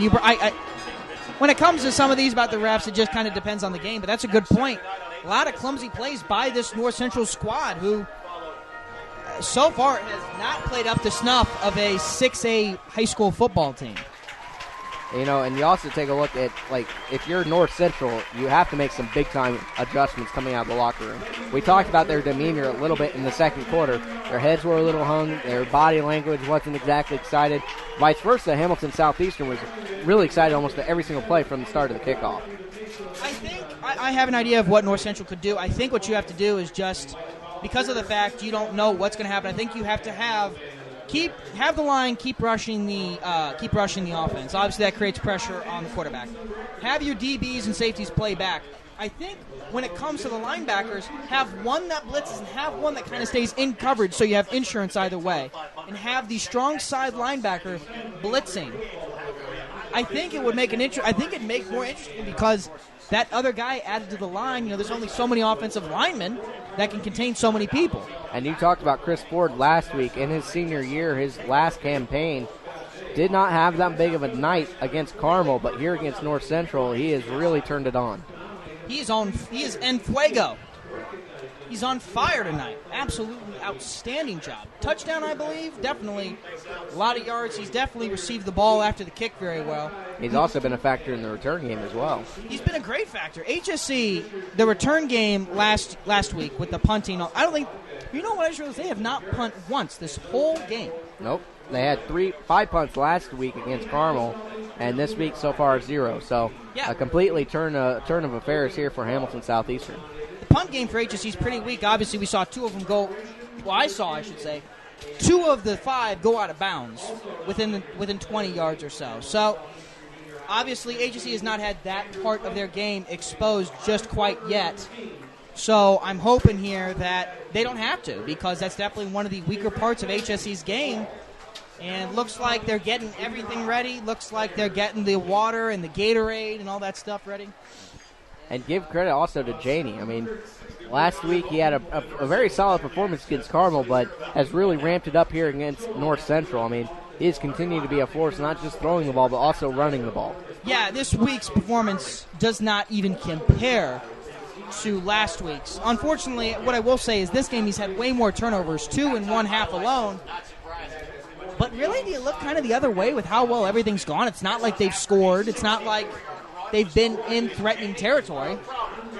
No, I mean, so it's as far as it surprising. goes,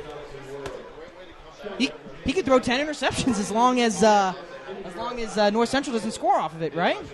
Got another update on a score here. Ben Davis is now leading Avon 33-12 at the half. So once again, a very surprising score from that Ben Davis Avon. Gotta love these high offensive plays.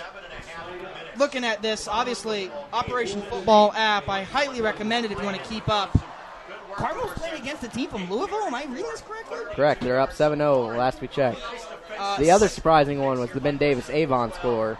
That was the surprising score to me. I was expecting a lot more of Avon so far this season. 33 is definitely a crooked number to put up, but there's a lot of, it's pretty close. 7-7, Attica, Clinton Prairie. Where is Clinton Prairie, Indiana? Do you have any idea? I'm guessing it's in Clinton, Indiana. It's over by State Route 163. That's a good guess. How about this one? Cascade 7, Monrovia 41 of them. The Hendricks County matchup right there definitely favored. Definitely Columbus East versus Columbus North. I assume that's a rivalry game here. Yeah, Columbus North played Plainfield last week. Was a very impressive team, but not being able to continue it against Columbus North. 21-7, and it's interesting. 23-0 Eastern Hancock versus South Decatur. Edinburgh 0, North Decatur 21. Fort Wayne, I guess that's a repetition there. 14, Kokomo 33. There's been some good offensive performances. Mount Vernon, 28 points. Marion, 9. Obviously, this great game, Hamilton Southeastern, 21, North Central 0. Shelby 7, Franklin 21. Second quarter, I think this is the highest scoring game of the night so far. Southport 27, Westfield 19. That's so far a very decent matchup. Seems to be the theme of the night. Offense. I guess they say how defense wins championships. Not in Central Indiana football on a beautiful Friday night. Boy, let me tell you something. Just driving home from school today, crowded obviously in the school of 3,000 here at HSC. It's been a stunning day. People were saying it's supposed to rain. I have not seen. It's supposed to rain. It was supposed to rain all week, and we've lucked out. It's been hot and humid, but the rain has not yet came. So, and obviously that's a good thing when it comes to Friday night football. Wind feels great coming in here. Looks like they're getting set up. Their HSE football's doing their high knees. I have yet to see. Oh, here comes North Central, led by what looks like a little fella in the red, probably the brother of a teammate. It was really surprising. You were talking about Bradley Hoffman and his range. He's kicking around the 50 right now. He kicked one a moment ago straight through the uprights from there. Brady Hoffman, former soccer player. Football, I guess that's the correct version of football. But, yeah, he's a tremendous talent. And I remember playing against him freshman year and had a couple of stinkers. But let me tell you something. He's definitely improved his kicking. I think all of his PATs have been over. They've been dead center over the top of the field goal post. I mean, how many kickers in Indiana can you say that about? Not many. Not many at all, and it's definitely a virtue to have as we get ready. I'm pumped for this second half. I see either another dismantling by this HSE team, or I see maybe North Central using that athleticism that they showed to make some kind of comeback. 31 points is a lot, but... Well, we'll see if this lead continues to grow. If head coach May decides to go, I probably needed a 4 deep at the rate this game's going. I agree with that. Going to see probably a lot of subs if the lead continues to grow for Hamilton Southeastern. I'm excited for another half about football. How about yourself? Can't complain. Anytime you can see any kind of high school football, I recommend it. We're obviously glad to have you with AudioSportsOnline.com here, coverage of Hamilton Southeastern, but you can always catch any local athletic event. High school athletics are some of the best athletics that are out there. So we try and talk about them on the McDonald's-Hendricks County Sports Show every Wednesday on Audio Sports Online. You can check that out. Doesn't necessarily pertain to Hamilton Southeastern. We don't typically talk about them, but we do talk a lot about the HCC. So obviously something worth checking out. And anytime you can come to an athletics event, I highly recommend it. Third quarter about to get underway here at IU Health Field. Hamilton Southeastern firmly in control. They deferred the kick, so they will actually have it first to start the third quarter. I think this team right now really has exceeded any kind of expectations. I don't expect them, obviously, as we saw at the end of the first half, to quite take their foot off the gas pedal yet, but I can see them starting to slow down and maybe rest some of their starters. It is only the second game of the season, you know what I mean? Well, when you have a lead, and particularly when you're playing at the Heat, you want to try and keep your health up as best you can if you're Hamilton Southeastern. Looks like HSC is excited to get another offensive possession going after such a strong first half. They are ready. Chris Ford in the back looks like ready to continue to dominate against what has been a helpless North Central defense here. As North Central in a little group huddle about ready to kick off. HSC looks like they're planning, looks like they're pointing, seeing who their man is. And they look ready. They look like a band of merry men, knowing exactly what their mission is and exactly how they're going to execute it. Our first time seeing North Central kick off at all tonight, so we're seeing Elijah Hitonen, the junior, the 5'10", 138-pound place kicker for this North Central team, get his first action of the night. We'll see how North Central's coverage is. We haven't exactly had the opportunity to see that thus far either.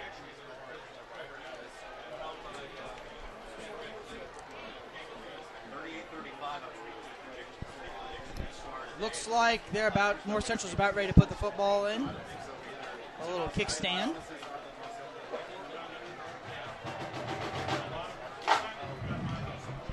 Hiltonen getting ready to kick off. Ford back deep to return.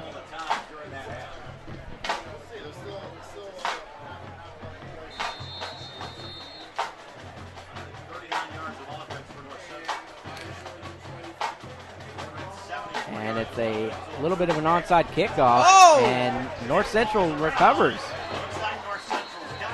So very, very nice placement on the onside kick by Hiltonen for North Central to recover. I don't think Hamilton Southeastern was expecting that at all. And that's a turn of events here for North Central. Yeah, hopefully they can turn the tide and maybe stop the stage. That was a rough hit coming out by that North Central team, possibly trying to set the tone of the second half. Maybe they're going to play a little bit more hit in the mouth defense and just roughing it up.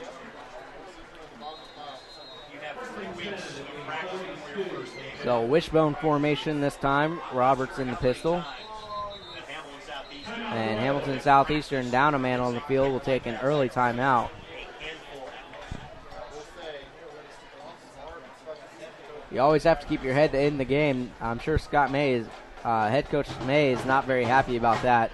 Having one man less on the field than he's supposed to have to and having to burn the timeout early. Yeah, he's probably on cloud 9 right now, but not after that. He's probably on only cloud 8.5 right after that last. But hey, it happens. These are a bunch of high school kids just getting ready, making men out of these boys.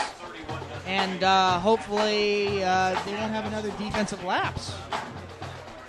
It'll be offensive lapse, I should say. Pardon me. First and 10 on the Hamilton Southeastern 37 for North Central. Roberts, the junior, comes out once again to try and lead North Central. They have not yet gotten to the end zone. They trail Hamilton Southeastern 31-0. Two receivers to the left and one to the right. Roberts in the pistol will look to hand off to McLean. McLean gets ahead for maybe one or two before being wrapped up. Tackle made that time by Bradley Murphy, the senior. Nice tackle on the play by HSC. Again, 1 yard gain. Nothing. So that'll bring out 2nd and 9. Two receivers either side. Roberts once again in the pistol.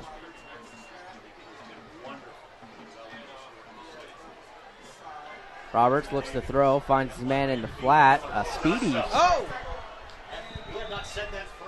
And he'll get ahead to about the 25 before he's pushed out. That was a very speedy catch in the open field that time by, is that Sean Davey? I think it was John Navy. Yeah, Sean Maybe Davey. he had the tackle, but nice play, obviously, by North Central, who's continued to stick with the run, and every once in a blue moon, it seems to work. So it'll be 1st and 10 on the 24-yard line. 3 receivers to the right, 1 to the left for Roberts. Roberts takes the low snap, looks right, has pressure, looks to step up, and he'll be tackled for a loss before it's all said and done. So Roberts, once again, pressure in his face, and once again, Hamilton Southeastern's defense shows up on a very, very tough second down play. Is it just me, or has North Central's offense been either really hot or really cold? They either have a tremendously nice play or just one that goes down in the dumps. There's no real middle man here. It's either all great or all bad for this North Central team, as shown by this 31-0 score. And you'd be correct in saying that. They just have not had any kind of rhythm whatsoever. Roberts looks to throw, finds Davies, who evades the hit, but got his knee down. There is a flag on the play, so we'll wait and see what the flag is. Looks like it would have been flattened like a flapjack if he had had that athleticism to jump up in the air, but wow. Looks like it's going to be, what, 3rd and about 13 here? And it's a false start on North Central, so that will back them up a little bit. Should be 5 yards. And it's actually declined by Hamilton Southeastern. So I'll bring out 3rd and call it 15.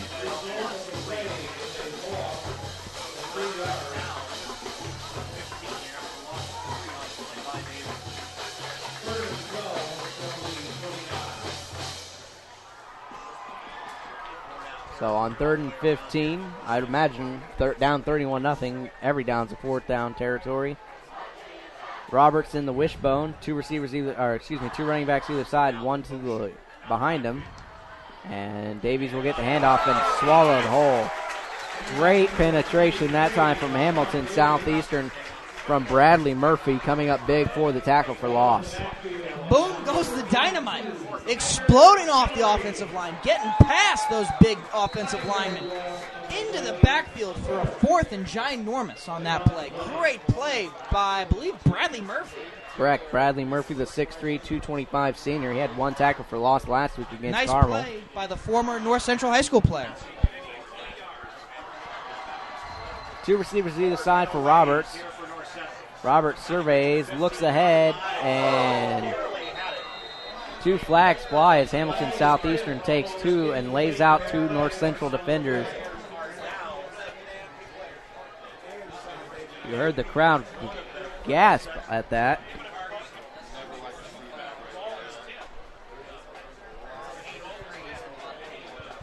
Yeah. So 2 different North Central players down on the field,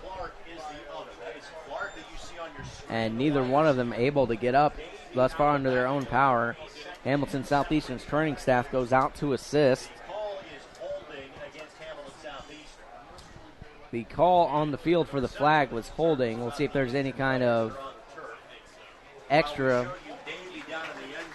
Number 2 for North Central, able to get off the field on his own power. We're hoping the best of luck for him, but man, wideout, the wide receiver for North Central, is down, and he is currently surrounded by all kinds of medical staff. We are sending our best wishes right now to North Central, who's had 3 players who have had to be down after the whistle. So Jared Clark able to get up off his own power. And it looks like there's going to be a timeout on the play by North Central. They just come to an official timeout. It's just an injury timeout. The other person down on the field is Sean Davies, still being attended to. He'll be helped up, and he will walk off with some assistance. So that's obviously good to see that he's able to get off the field under some of his own power. Hopefully, like I said, they'll both get better. We're sending the best of wishes. At least he's able to. Looks like he's in a lot of pain. Looks like he's favoring that that left leg. That right pain seems to be in the leg. He's just hopping off the field. And Sean Davies was actually showing some life for this Panther team, so that's going to set them back a little bit. The speedy running back has been also in the flat a lot as well.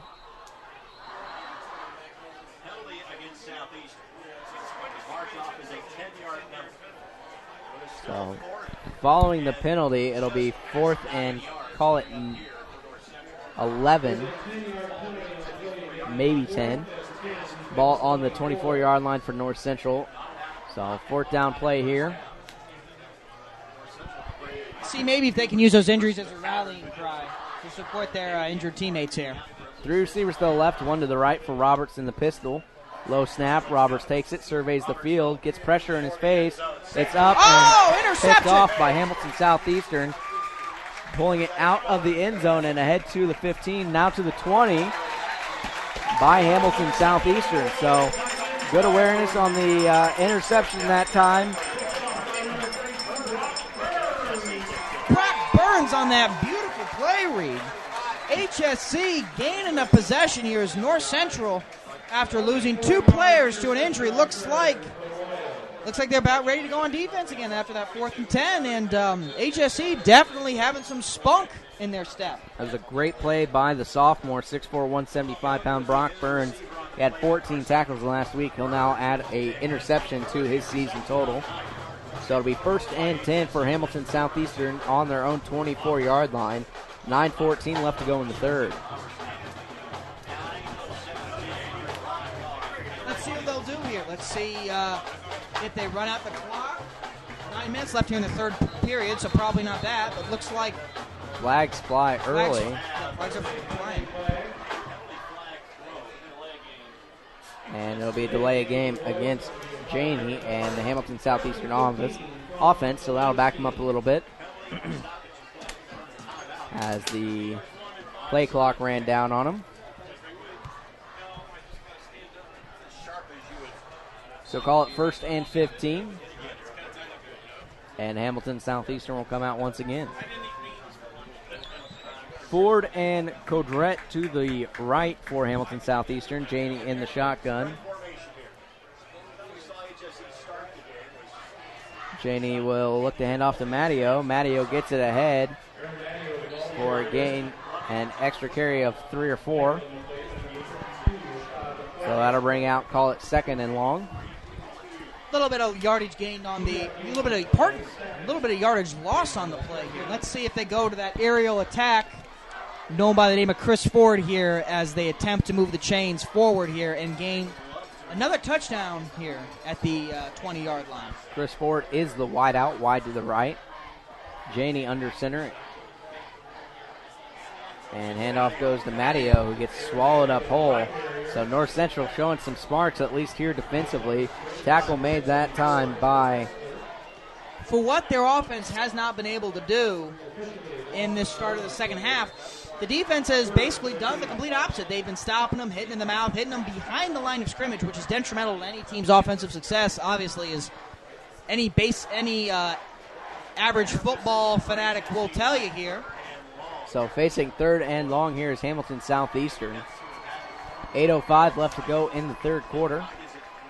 Janey in the shotgun, 3 receiver set. Janey looks downfield, throws, and almost having the one-handed grab was Will Codrette, but unable to haul it in. Will Coudray almost had that pass. That was close. Looks like they're bringing out the punt team for HSC, so let's see how this goes. I know David Herman and Tyler Janey both had punts last week. It looks like David Herman's going to punt it away this time. He had 3 punts last week against Carmel for a 40-yard average.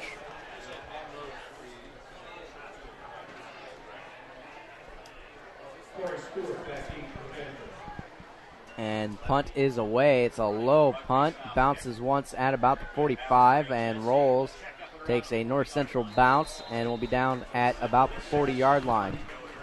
So, 40-yard average, 40-yard punt. Not bad for a high school student. And let's see what North Central is going to do after their defense had a tremendous display of tenacity. What do you see happening here? Do you see them having another 4 and out, or do you see them making possibly more heaven forbid, a touchdown this late in the game. Well, the defense really stepped it up there for North Central, so we'll see if their offense can do the same here.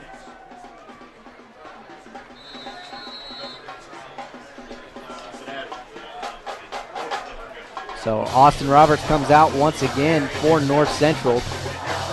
2 receivers to the left, 1 to the right. Bunch formation in the backfield for Roberts. Roberts will hand off to McLean. McLean will be met right behind the line of scrimmage and got back maybe to the line. So McLean did not get much push there. Nothing gained for no gain, no loss. As North Central is basically like second, and it looks like 9 yards to go here in this 7:26 left here in the third quarter at IU Health Field in beautiful Fishers, Indiana. Let's see what they're going to do now. Roberts in the pistol, 3 receivers to the left. Quick screen, and it's broken up. They're going to say it was not a backwards pass, so it will go down as a forward pass, but just incomplete. Interesting. It looked like I thought it was a backwards pass. I thought an HSC player was going to get it, but obviously I stand corrected. This offense for North Central has yet to find its identity. It's tried a few different tactics here, none of them truly being successful. Once again, same set for North Central. Roberts in the pistol. They'll take it. Looks right. Pressure comes. He'll step up in the pocket. Has some room to work with. And he's leveled right away after about a 4 or 5 yard gain by Hamilton Southeastern. So I'll bring out 4th down. Call it 4th and 6. 4th and 5 looks like they're going to go for it. It's really been about a coin flip. I can't tell you how many times it seems they've had a 4th and 5, and they either go for it or they either punt it away. So let's see here what they're going to do. 2 receivers, check that, 3 receivers to the left, 1 to the right for Roberts. Hamilton Southeastern shows blitz and flags fly. We're going to see if it's offsides or false start. And it was going to be offside, so that'll back North Central up a little bit more.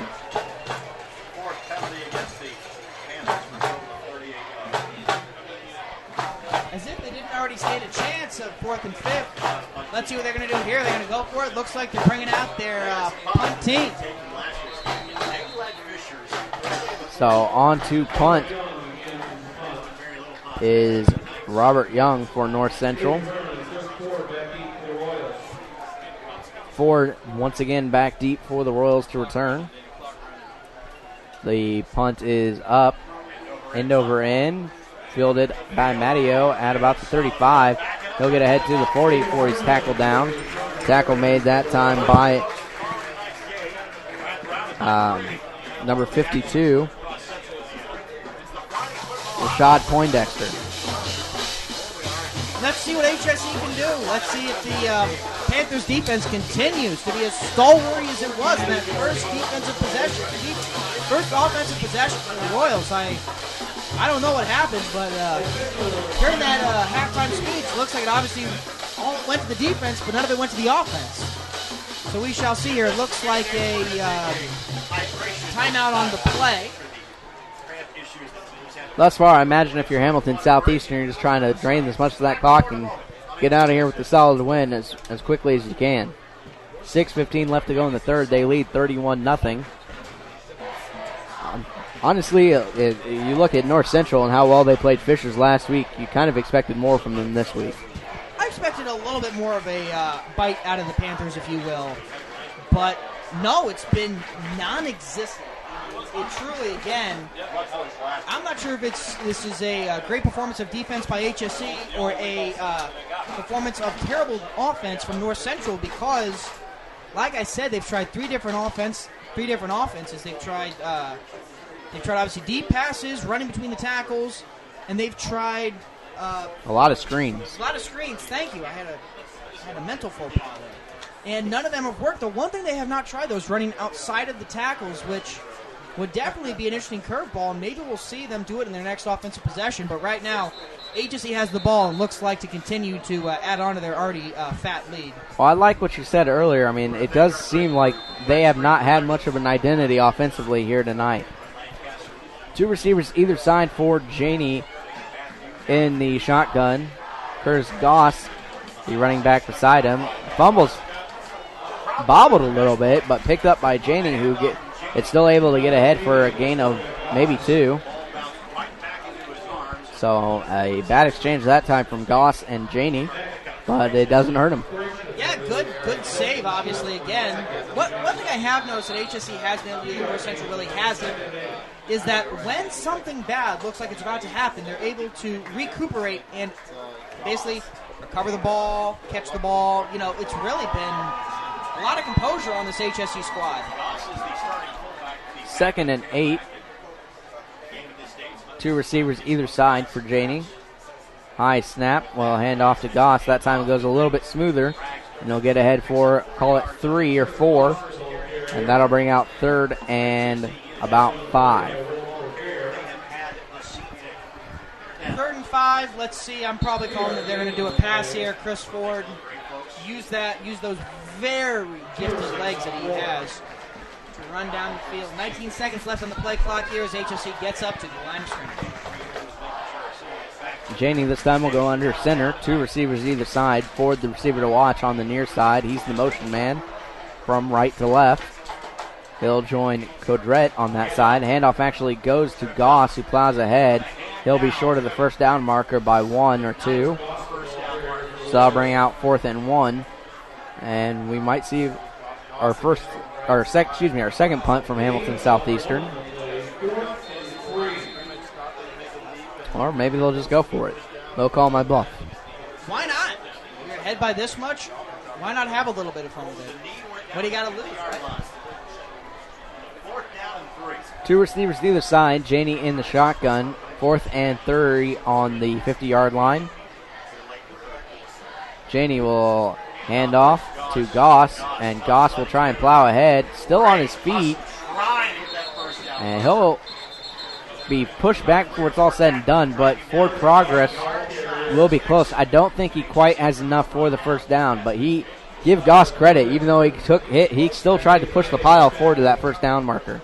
Looks like HSE defense is going to be out there, obviously, after a failed running attempt. I don't know why you'd run on 4th down, but that's why I'm not an offensive coordinator. I'm just an armchair quarterback. Armchair quarterback, I like that. I'm a Madden quarterback. Does that count? That counts. Favorite team to go with on Madden, by the way, while we have some time here? Cleveland Browns. Cleveland Browns is definitely interesting one. I'd rather go with the super talented Jacksonville Jaguars, Blaine Gabbert for MVP. Okay. So let's see what their HSE's stout defense is about to do now. 2 receivers to the right, 1 to the left for North Central in the bunch formation in the backfield. Handoff will go to McLean up the center. This time he has a little bit of room to work with and plows ahead to the 42. A little bit of extra play at the end. North Central did pick up the ball, but the play was already down. And another injury timeout as Jared Clark, who we saw down earlier on the last offensive drive for North Central, is also down again this time. Number 2 looks like he's in some kind of pain. He's sitting on the field as we speak. Seems to be rocking in a back and forth motion here as the North Central squad. The injury team, which has been called, I believe this is their 4th time called onto the field this game. Hopefully it's just cramps. As we talked about, it is pretty hot. They have not even turned the lights up here in the press box because it's been so hot. Feels a little dark up here, though. I'm not saying you have to have it full blast, but a little light would be nice. I know while we were taking our break during the halftime, where RTV6 is here doing the game as well. That bright light comes on for them to do the halftime up here and to do it face to face with the guys calling the game. Greg Rakestraw down there, probably one of the best play-by-play men in Central Indiana. That bright light it's hot. Is that absolutely? But obviously, maybe that single light drained all the power here, and that's why we are not having any electricity. But man, it's unfortunate. He's still on the field. Looks like his helmet is off. an HC player kind of wanders over just to kind of take a look. I believe that's Casey Hayes, number 70, defensive lineman, but looking grim. Getting his left leg worked on, but he is being helped up now, and he'll hear it from the crowd. And he'll walk off under his own power without much assistance, just hobbling a little bit. 3:48 left to go in the third. Hamilton Southeastern dominating 31-0. When play resumes, it'll be 2nd and 2 on the 44. Obviously difficult when you're any team and you're down 31-0 to lose 3 starters, I believe at least 4. I think 2's been injured twice this game, correct? Correct. Because that was Jared Clark. He's had a couple knockdowns. Having a rough go of it here.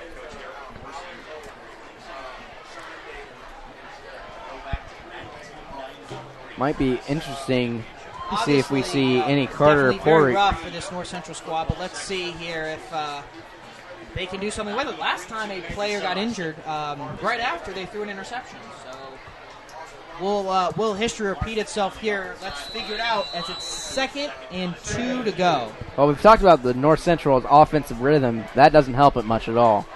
2 receivers to the right, 1 to the left for Roberts. Roberts will fake the handoff to McLean and pitch it backwards. And just having the fall on it, not really able to go very far with it, was Eric Gurnell. So that's a play for a negative yardage. You were 2nd and 2. Now you're looking at 3rd and long. Not exactly the outlook that North Central wanted. Wow, that is what looked like a promising 2nd and 2 turns into a desperate 3 and 10 here, and looks like they're going to try passing the ball as they're twins on the right side with a single receiver on the left side here. So let's see how they're going to balance it. 5 seconds on the play clock. This one's going to be close. 2. Roberts just gets it off.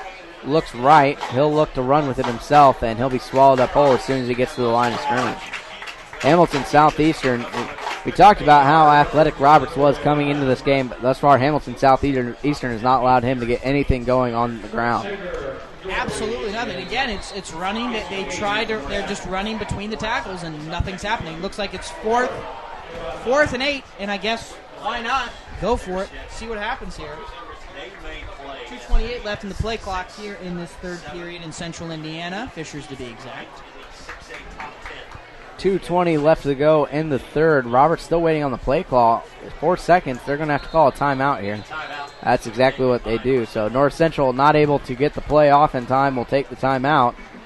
And thus far, as you talked about, their offensive rhythm has just been completely thrown off between the timeouts and injuries. For any of our North Central fans left listening, boy, you were very loyal. It's been a very rough game to watch. Obviously, I'd imagine it's been pretty rough to hear and watch, according to our video broadcast. But it's times like these that are good for a young team, good for any high school student, regardless if they're a freshman or senior. Just kind of teachable moments here and things that these young gentlemen can carry and hopefully learn and not make the same mistake again. You know, we're talking about a team that led a very powerful Fisher squad up until the last 3 minutes of the fourth quarter until they gave up not 1 but 2 straight touchdowns here. So still a lot of learning for this North Central squad, and let's see here. Maybe they can hopefully get the play correct. I mean, you can't make that mistake. That's like pee-wee mistakes. You talked about it. This is a very young offense for North Central. Only 2 to 3 seniors on that side of the ball. So still lots of room to grow if you're offensively for the Panthers. Vice versa, they do have a lot of seniors on defense, though. So it'll be 4th and call it 8 on the North Central 48-yard line. Roberts in the pistol sends one running back. Pressure in his face, and once again, that one's not going anywhere for North Central. So this offensive line has not helped their quarterback out at all because Roberts continuously has had a royal pressure in his face. It's disappointing they haven't been able to capitalize more on their 300-pound left guard, gentleman by the name of Devontae Scruggs, 315 pounds, 6-foot junior. And when you're a team like that, you just got to run behind him because it doesn't matter who you're going to face him. That's a big dude that you're having to try to get around here. They just need to capitalize on that. I truly feel. So it'll be 1st and 10 for the Royals. 2:08 left to go in the third. Two receivers either side for Janey under center. He'll fake the handoff and roll left. He has pressure in his face, takes the hit, and just throws it out of bounds. Good catch by the HSC players on the sideline. Out of bounds, Tyler Janey's throw goes. And looks like it's going to be 2nd and 10 on that incomplete pass. Play clock is rolling. HSC in the huddle. 74 comes out.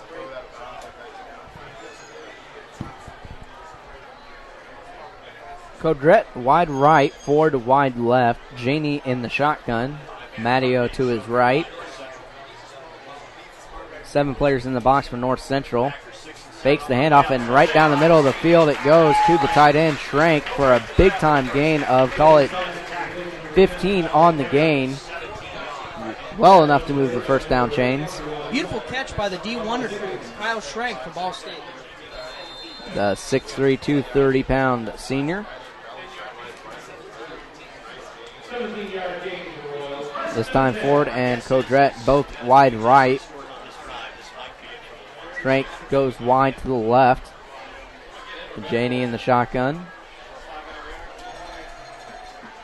And the handoff goes right ahead to Matteo, who gets ahead for about 6. Check that. That is actually Curtis Goss on the carry. Looks like it's going to be about 2nd down, 2nd and 3 to go, 2nd 4. I mean, pretty good offensive gain there as HSC looks like it's getting ready to run another offensive possession.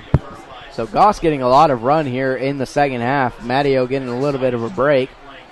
2 receivers either side. Janey under center. On the handoff to Goss, he'll get ahead for maybe 2. So that'll bring out 3rd down. Clock continues to roll. Hamilton Southeastern will have to run at least one more play after they set the ball. Couple substitutions on the play for this HSC squad. Is in scoring territory, possibly worst case scenario, like I said. You kick a field goal, and obviously Brady Hoffman has shown himself to be a very capable kicker from far distance range as HC gets down and ready to play ball. Bunch formation this time from Hamilton Southeastern. Goss the fullback with Aaron Matteo back there. Matteo takes it on the handoff. He'll plow ahead for the first down. It'll be close. Very close. Again, that turf monster just got a real good hit on it. That will be the final play of the third, and there'll be 4th and 2. We'll see if they decide to kick the field goal or not after the third quarter, but score stays the same through the third quarter. Hamilton Southeastern not really in a big rush to add more points to the lead, but North Central so far isn't really doing anything to threaten it. Right now, I think they're just playing security man right now and obviously not making any mistakes. I expect as we get later on in the game to see some of the JV players, heck, maybe even a freshman player or two, get on out. Play, but 12 minutes to go. I mean, I've seen all kinds of comebacks in my lifetime, but if somehow North Central comes back, scores 4 touchdowns as well as a field goal in the span of 12 minutes, that'd be one of the greatest comebacks of all time, but obviously that's enough dreaming about that. Turned your mic off. I did? Yeah. Oh, jeez. I apologize about that. Evidently my microphone was off, and like I was saying before into this empty microphone, 31-0, score has not changed. I mean, 12 minutes to go. I mean, we could always see a huge comeback. There's always that could happen. Got some more scores to bring you. I mean, this time Beech Grove is leading Park Tudor 24-14 at the half. Ben Davis continues to pile on Avon 40-20 in the third. Carmel still leads Louisville Trinity 7-0. Monrovia continues to lead Cascade 48-7 in the third. Cathedral's now on the board, but it hasn't really mattered. Warren Central still up 20-9 in the fourth. And we'll have some more later for you. Roberts that time doesn't get much of anything on the handoff to Carter, as Hamilton Southeastern is pretty much all over it. Decatur Central and Perry Meridian. We talked about that game for Perry Meridian and Decatur Central last year, 83-79 the final score. This year, not quite the same number, 7-7 in the third. That's a high-scoring game right there. When I think of high-scoring games, 7-7 in football is right up there as 83-9-7. How do you score 162 points in a football league? I have no clue how it happened. It was amazing to behold last year because I was at Decatur Central doing games as the handoff from Decatur Central goes to the left for Matteo, who plows ahead for a big-time gain. So they will be close to first and goal. Aaron Matteo just passed the 100-yard rushing mark. Congratulations for him, the junior running back. I just think it's funny you had that score last year between those schools, 83-79. This year it's 7-7 and in the third quarter. I really don't know what to say to that. 83-79, that's I've never seen a football score that high, yet to be preceded by around a year later, 7-7 is just, you kind of laugh at it. That's the beauty of football, is it just changes every single year. Matteo gets it on the handoff, rose to the left side. It'll be just shy of the touchdown. Just not able to quite put it in there, so it'll be, call it 2nd and 1. What, a yard short, less than a yard short? Very disappointing, but hey, still only second down. You still got 2 more tries, second and third, and maybe even you're trying fourth, or you could easily just get the kick by Brady Hoffman here as HSE's offense lines up. White out on the left side. And hand off to Matteo, and it is in, ladies and gentlemen. Scored by your Hamilton Southeastern Royals. 37 right now as we speak to 0. 10:46 left in the fourth period here. Do you go for 2? Do you just kind of, why not? Or do you play it safe? I play it safe here. You don't want to run up the score. North Central probably already feels bad enough. That's probably a fair statement. Obviously, this is a very teachable game. A lot of teachable moments for this North Central squad tonight.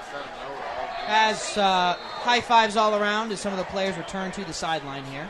So Hoffman on to try the PAT. He's perfect so far on the night. That one is up and good as well. So 10:46 left to go in the fourth. Hamilton Southeastern leads 38-0. There's some flags after the play, probably some extra play. So I'd imagine that'll be assessed on the kickoff on a personal foul possibly. We'll see what the call is. Personal foul against Hamilton Southeastern. So a little bit too much on the celebration. The PAT is good, and the penalty will be assessed on kickoff. Although it may be 38-0, and looks like they call it anyway. It doesn't really matter. Field goal counted. Boy, North Central just looking at their body language right now, very fatigued. I think they're ready to head back to Indianapolis. I really think that they're ready for this game to kind of be over, watch film on Monday. But HSC, they're getting their kickoff set up right now as we speak as the band plays. Some people actually leaving. I see some cars already leaving the stadium with 10:46 to go. But we'll be here. We'll be here to support you. Well, I can't say I necessarily blame them.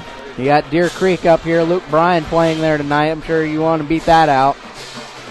Yeah, Luke Bryan sold out 2 days in a row. So obviously that's congratulations to Mr. Luke Bryan as HSC gets ready to set up. We're having a post-game show after this, correct? Just a short fourth game. Just a short fourth game. Not much to break down, obviously. I think I can summarize the game in about 2 sentences here. Domination? That's a word, sir. That's not a sentence. But I'll give you a B as far as that goes. 10:46 left to go in the fourth quarter. Hamilton Southeastern, like we said, being dominant thus far, 38-0 against the Panthers. Hoffman will put a big kick into this one, and it's fielded at about the 12 by North Central, taking ahead to the 35-40 before he's leveled. Ball carrier was Corey Stewart, and he had a heck of a hit laid on to him by Logan Holland. Very scary head-to-head collision there by against the two squads. Looks like he's not roughed up on the play, though. Pretty amazed that that's not the case. It was a pretty solid hit. It wasn't too much helmet to helmet. There was some shoulder to shoulder there. Hey, man, us here in the press box with all this beautiful air conditioning and all beautiful radio stations around us. Even we were able to hear it loud and clear up here, you know what I mean? Even you with your headphones. I need to get some of those. I need to get me a pair of headphones here. Yeah, unfortunately, my mixer only has one spot for headphones, so.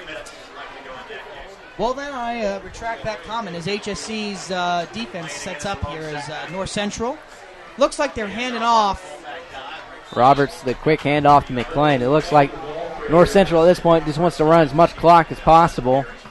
Could they just take a knee and the game be over? I mean, really, I hate to say this and be a negative Nancy, but not quite much more to be gained.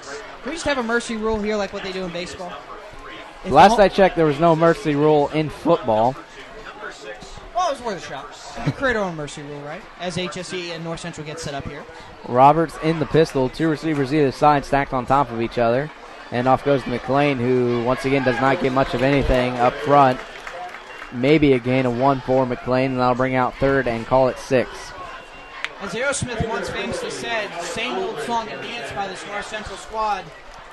I guess if it ain't working, continue running it. They have yet to really kind of change their running method. Again, between the tackles, they very rarely ran outside of the tackles, which could prove benefits. But they're getting set up here. Twins on the left side. Screen pass. Looks like he's about to get hammered. Oh, no, he gets out. Gains some yards. 29 for North Central rushing. Looks like about a 10-yard run. 10-yard gain on the play. 10 yak yards. Yards after the catch. Great stat, by the way. Yak. That was Eric Gernal on the reception. So, as my partner Caleb alluded to, some great yards after the catch.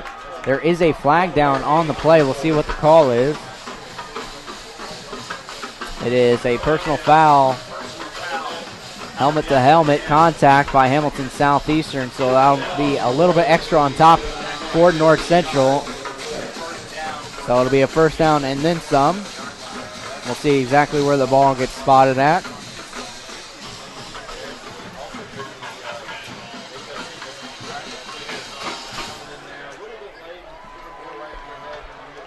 Looks like there's going to be some yards gained after that penalty. For North Central, can't complain. After all these penalties have been called against you, and you get one that goes finally your way as they get set up here. So it'll be first and 10 on the North Central 27. A little bit of an I formation that time from Roberts. Handoff to McLean, who drags some Hamilton Southeastern defenders down with them all the way down to about the 16-yard line. And that'll be enough for a first down. So McLean showing a little bit of tenacity right there on the carry. Defensive captain always has to show tenacity, especially when you're on that defensive line, that prized defensive line of HSC.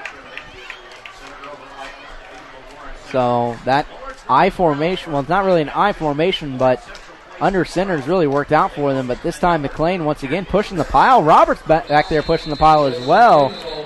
But it'll be a minimal gain at best for North Central. You got to give him the heart for trying. Particularly Roberts getting in there and trying to push the pile as well. I guess anything can happen, and hope lives in all of us, right? And 38-0, anything can happen. But man, they're on the 13-yard line. This is the first time they've been in the red zone. In the red zone all game, right?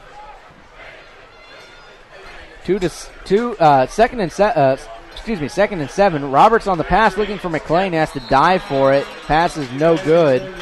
So I'll bring out 3rd and 7. North Central still has the chance to score here. We'll see what happens. Nothing gained. Looks like it's going to stay right around 3rd and 7. An incomplete pass here. And they're getting set up.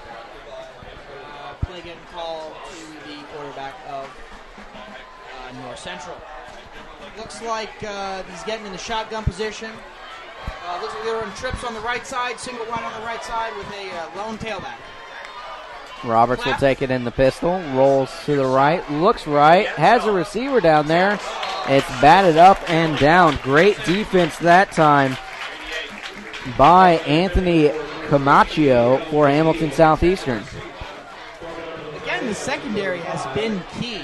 So when it comes to secondary in the end zone, HSC, I think, has really been all you can ask for, and then a bag of potato chips. Because they've stopped 2 touchdowns today, which would still make it a 38-14 game, but interception basically in the end zone, and then that block right there, like a Dikembe Mutombo block, basically right there.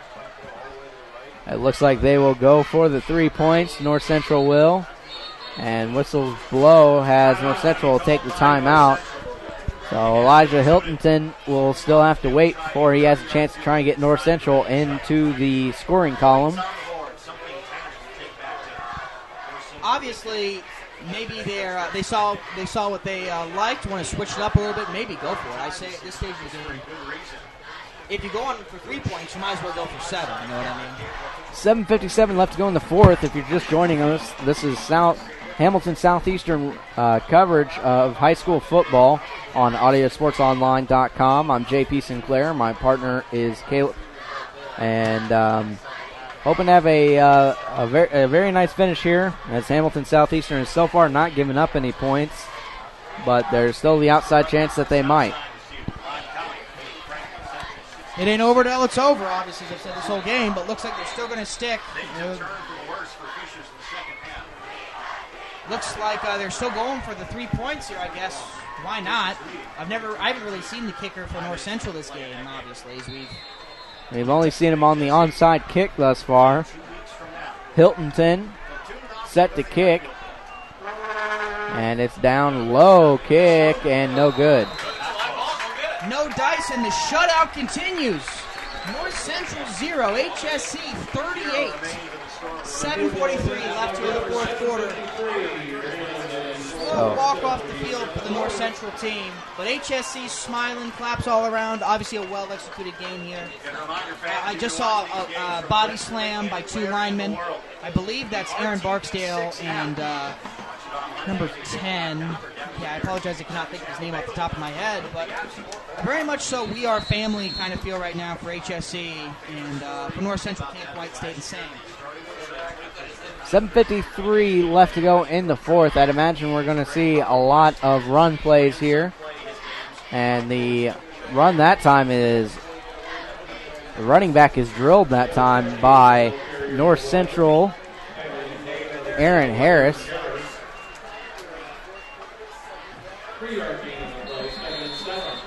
Like I said, I figured I'd have to go 3 or 4 deep at some point on my depth chart, and I've only got 2 deep on mine. Let's see what happens. HSC still in the play formation, still in the huddle here as they come into the line. And whistles wave, or excuse me, whistles blow.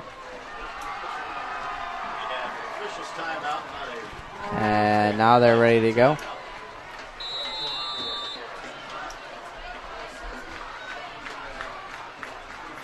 So 2nd and 7, handoff once again goes ahead to David Chichi.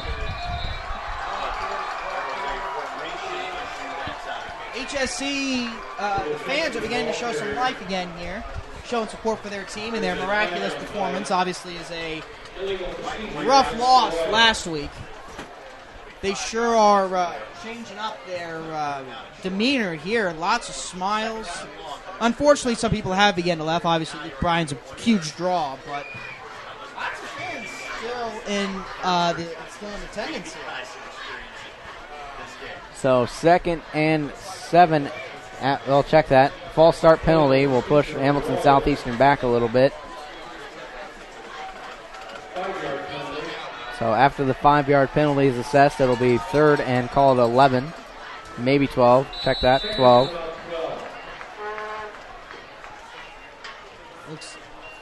Chichi on the carry. And room to run all the way up to about the 31 before he's brought down.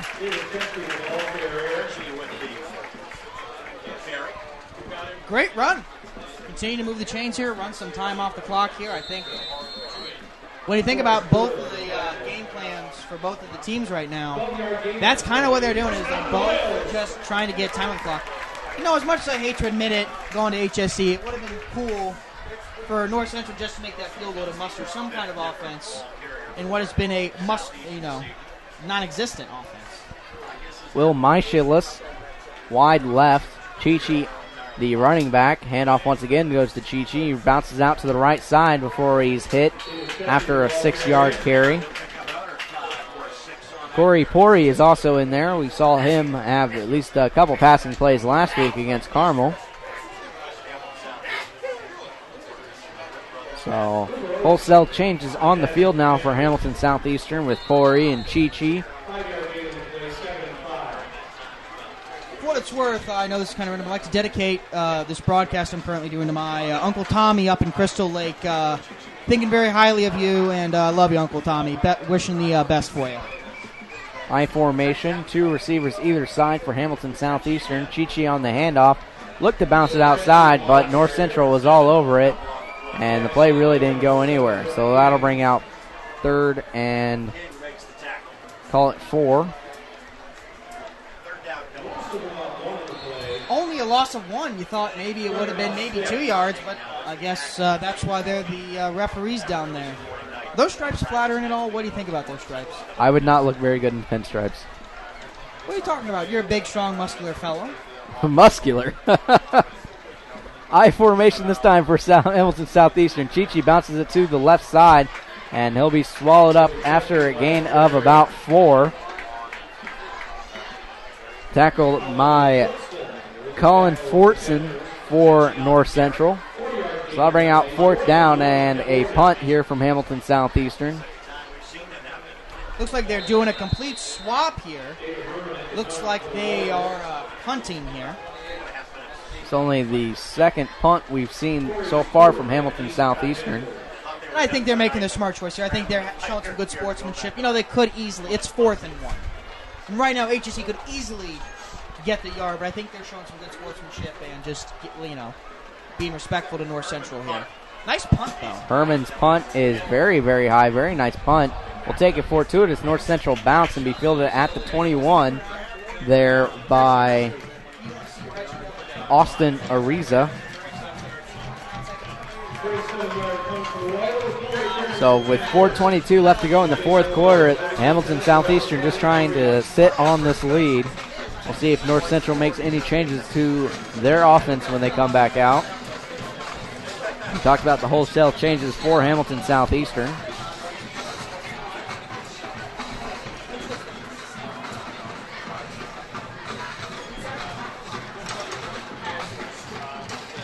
As my partner Caleb alluded to, you got to give credit to these Hamilton Southeastern fans. A lot of them are still just in the crowd, not trying to beat the gates out. And give credit to North Central's fans as well. A few that have turned out have stayed for the whole duration.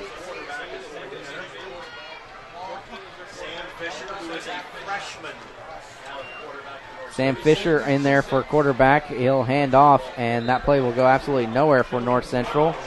Rushed that time by Shelton Brown.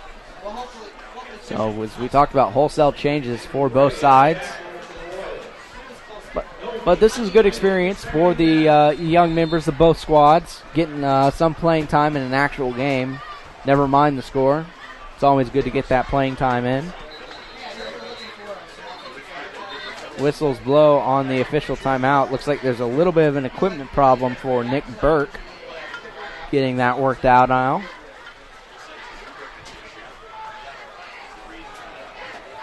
And they'll get reset to play. Looks like they're getting in there. Looks like of all things, my neighbor, Austin Holsom's in there. The sophomore is out in the wideout spot. So congratulations for him on his first appearance on varsity and amongst the other players that are currently now getting their chance with 3:52 left. But, once again, another low snap. Looks like they run on the play. North Central definitely able to gain some yards out of it. But again, we're talking about this is the HSE 2nd and 3rd team. So you take that with a grain of salt here. But looks like it's 3rd down and about 1.5. So I'm not good with math, but it looks like a 1.5. Am I correct in that statement? So Shelton Brown once again gets another positive carry here for North Central. That'll bring out 3rd and call it 3 on the North Central 31. I imagine we're just going to see nothing but runs from here on out from either side. Once again, the low snap. This time, once again, goes off to Brown. He'll plow ahead. He might have enough for the first down. It'll be close. Too depending little on too the late, spot. unfortunately, for the first down for North Central here. But Brown will have the first down, so Hamilton Southeastern.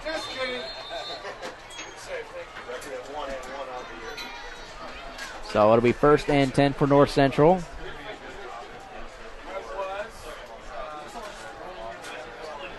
Defense set up, offense set up. Shotgun formation here. Oh, it's the handoff to number 36 for North Central, but unfortunately is brought down, which seems to be the main theme here, is a lot of the yardage gained only being 1 or 2 yards. And with that kind of attitude towards the offensive run, looks like you're going to need a lot of 1 yard and 2 yard runs. Well, it is a game of inches. Yeah, fine. You're fine. North Central on the handoff, and obviously tackled. It was 2nd and 9. Looks like it's going to be about 3rd and 7 here. And looks like there's a player on the ground, but thanks to a help from his teammate from North Central. Looks like he'll be there. He's back in the lineup, and we'll see how it goes. Both sides of the ball getting ready. Again, shotgun formation. Trips wideouts on both of the sides here. Hail Mary kind of esque formation, if you personally ask me here. Clap. And there's a lob thrown. Looks like it could be interception, but no. Straight to the bench, out of bounds. And it looks like it's going to be about 4th, and I'm going to say 5 or 6 probably here. And looks like they're bringing out the esteemed punt team for North Central, who we've seen a lot of this game, unfortunately. And HSC is going to have some receivers back. Looks like Austin Holzum is going to be back to receive the kick. Looks like North Central has a lone straggler, number 61. Well, I mean, give credit to North Central on that drive. I mean, Sam Fisher that time, the freshman quarterback, getting in there for North Central and getting some good reps in a varsity football game. Definitely something cool that he'll be showing off to his friends probably on Saturday. Oh, Austin Holzum with a nice swim move there. Gets met with number 61, whose force was so great his helmet flew off there. Yeah, good tackle that time by Jack Rogers for North Central in the open field to prevent the big gain from Hamilton Southeastern. Oh, yeah. Well, looks like here comes the secondary offensive unit for HSE. Carter Pori is in. 2 wideouts in. I believe Austin Holzum getting set up. 1 wide receiver on the left, 1 wide receiver on the right. Tailback right to the left side of Pori. Handoff. Oh, no, it's a keep. Quarterback keep, and he's running. Nice play. It looks like he possibly could be out of bounds. Nice tackle by 39, I believe. Great play action. A little bit of an option keeper that time from Poirier. Just had a great job. Read the defense perfectly, faked the handoff, and then had green daylight right in front of him to make the play. Nice offensive vision by the junior quarterback. North Central defense obviously set up and ready to go. HSE still getting some kinks set out. 1st and 10 for this HSE Royals squad. Carter right under center. Wide receivers on both the sides. Tailback behind him, number 26. Oh, there's a fumble. And thankfully, Pori dived on it. I'd give him a 9 on that Olympic-style dive. Well, given where we're at in the game, just a little over a minute left to go with a 38-0 lead, good job that time by Poirier, not trying to do anything foolish by picking up the ball and running, just fall on it. Obviously, that's very agreeable. Obviously, as we begin to see some of the fans cycle out here, thank you all, regardless if you came from Indianapolis or you came from Fishers or wherever you're from. Thank you for coming to the game, and more importantly, thank you loyal listeners that are supporting me and my buddy JP here as we're within the closing minute, 47 seconds to be exact and counting. And we're seeing some knees taking the this knee. time. It looks like game's over. Yep, they'll just run out the clock here. North Central will probably not use. I believe they have 2 more timeouts, but I doubt they use either one. So they'll have to run 1 more kneel down to run out the clock, depending on when they actually reset the clock, which they take their time doing, I think, a little purposely. I think the game's over. So the players will meet on the field to shake hands, and the final score here is 38-0 in favor of Hamilton Southeastern. utter dominance from Hamilton Southeastern in this one. Let's go and talk a little bit about the game. As we talked about, it's just sheer domination from Hamilton Southeastern in this one, led from coast to coast. As a man of my word, I said I could summarize this game in about 2 sentences. The North Central offense had absolutely no flow, and the HSC offense and defense, as the cliche goes, had all its cylinders fired. It might as well have been like a V12 engine. Yeah, we talked about it before the game. Neither one of these two teams had really had much of experience against each other. They got some now. Boy, that's the understatement. Central. I'm kind of thinking HSC wish it had some more experience against North Central after this game. 38-0, the first shutout of the season by the HSC defense, which deserves all applause, all thumbs around here as they're showing good sportsmanship going through and shaking all the hands of the players here. Well, you want to talk about this Hamilton Southeastern defense. Only 14 given up to a very, very good Carmel team last week and 0 here tonight. That's you're only averaging a touchdown through 2 games. And that's very good, obviously, considering a lot of emphasis nowadays is placed on the offense. And kind of nice to see a retro throwback to defense being so good here, as the HSC players are about ready to sing the HSC fight song, which I learned many moons ago as a freshman football player, but I've slept just 1 or 2 nights since then. So, obviously, tremendous HSC win here as the fans and fan-alikes. One thing I do like, though, which might seem a little silly, is I like the fan section, the fact that they actually get decked out in paint. They have a theme. Like this week's theme was the United States, so they had American flags. And it's great. It's great school spirit shown by them. And well, if you had to give a player of the game to someone, Caleb, who would you pick? Boy, that's really a hard question. I think the cop-out answer would be the whole team. But I'm really giving it here to Chris Ford. Chris Ford made so many great plays in the beginning part of that game that put them ahead. Really set the tone. Yeah, that they didn't have to worry about scoring. You're talking about it was 21-0 at the end of the first quarter. And obviously they went on to score another 17 points over the span of 3, but I would argue without that first quarter mojo that there would be definitely no blowout as it was. And Hamilton Southeastern hears it from their loyal fans still here in the stands after the dominating win. As Coach Maid's on the field now to talk to his team. Up next for Hamilton Southeastern, they'll be in action on the road next Friday on September 5th at number 15 Avon, as we talked about, was being thoroughly dominated by Ben Davis earlier. That game kicks off at 7 p.m. We'll have coverage of that game on audiosportsonline.com. Brian Scott will have the call for that game. Thank you for joining us tonight for Hamilton Southeastern High School football. It's certainly been our pleasure to be invited into your Friday night. Wishing you a safe and happy Labor Day weekend. Special thanks to Caleb Yarling for working the camera tonight and also doing some great color for us. For Caleb, I'm JP Sinclair. Have a great night.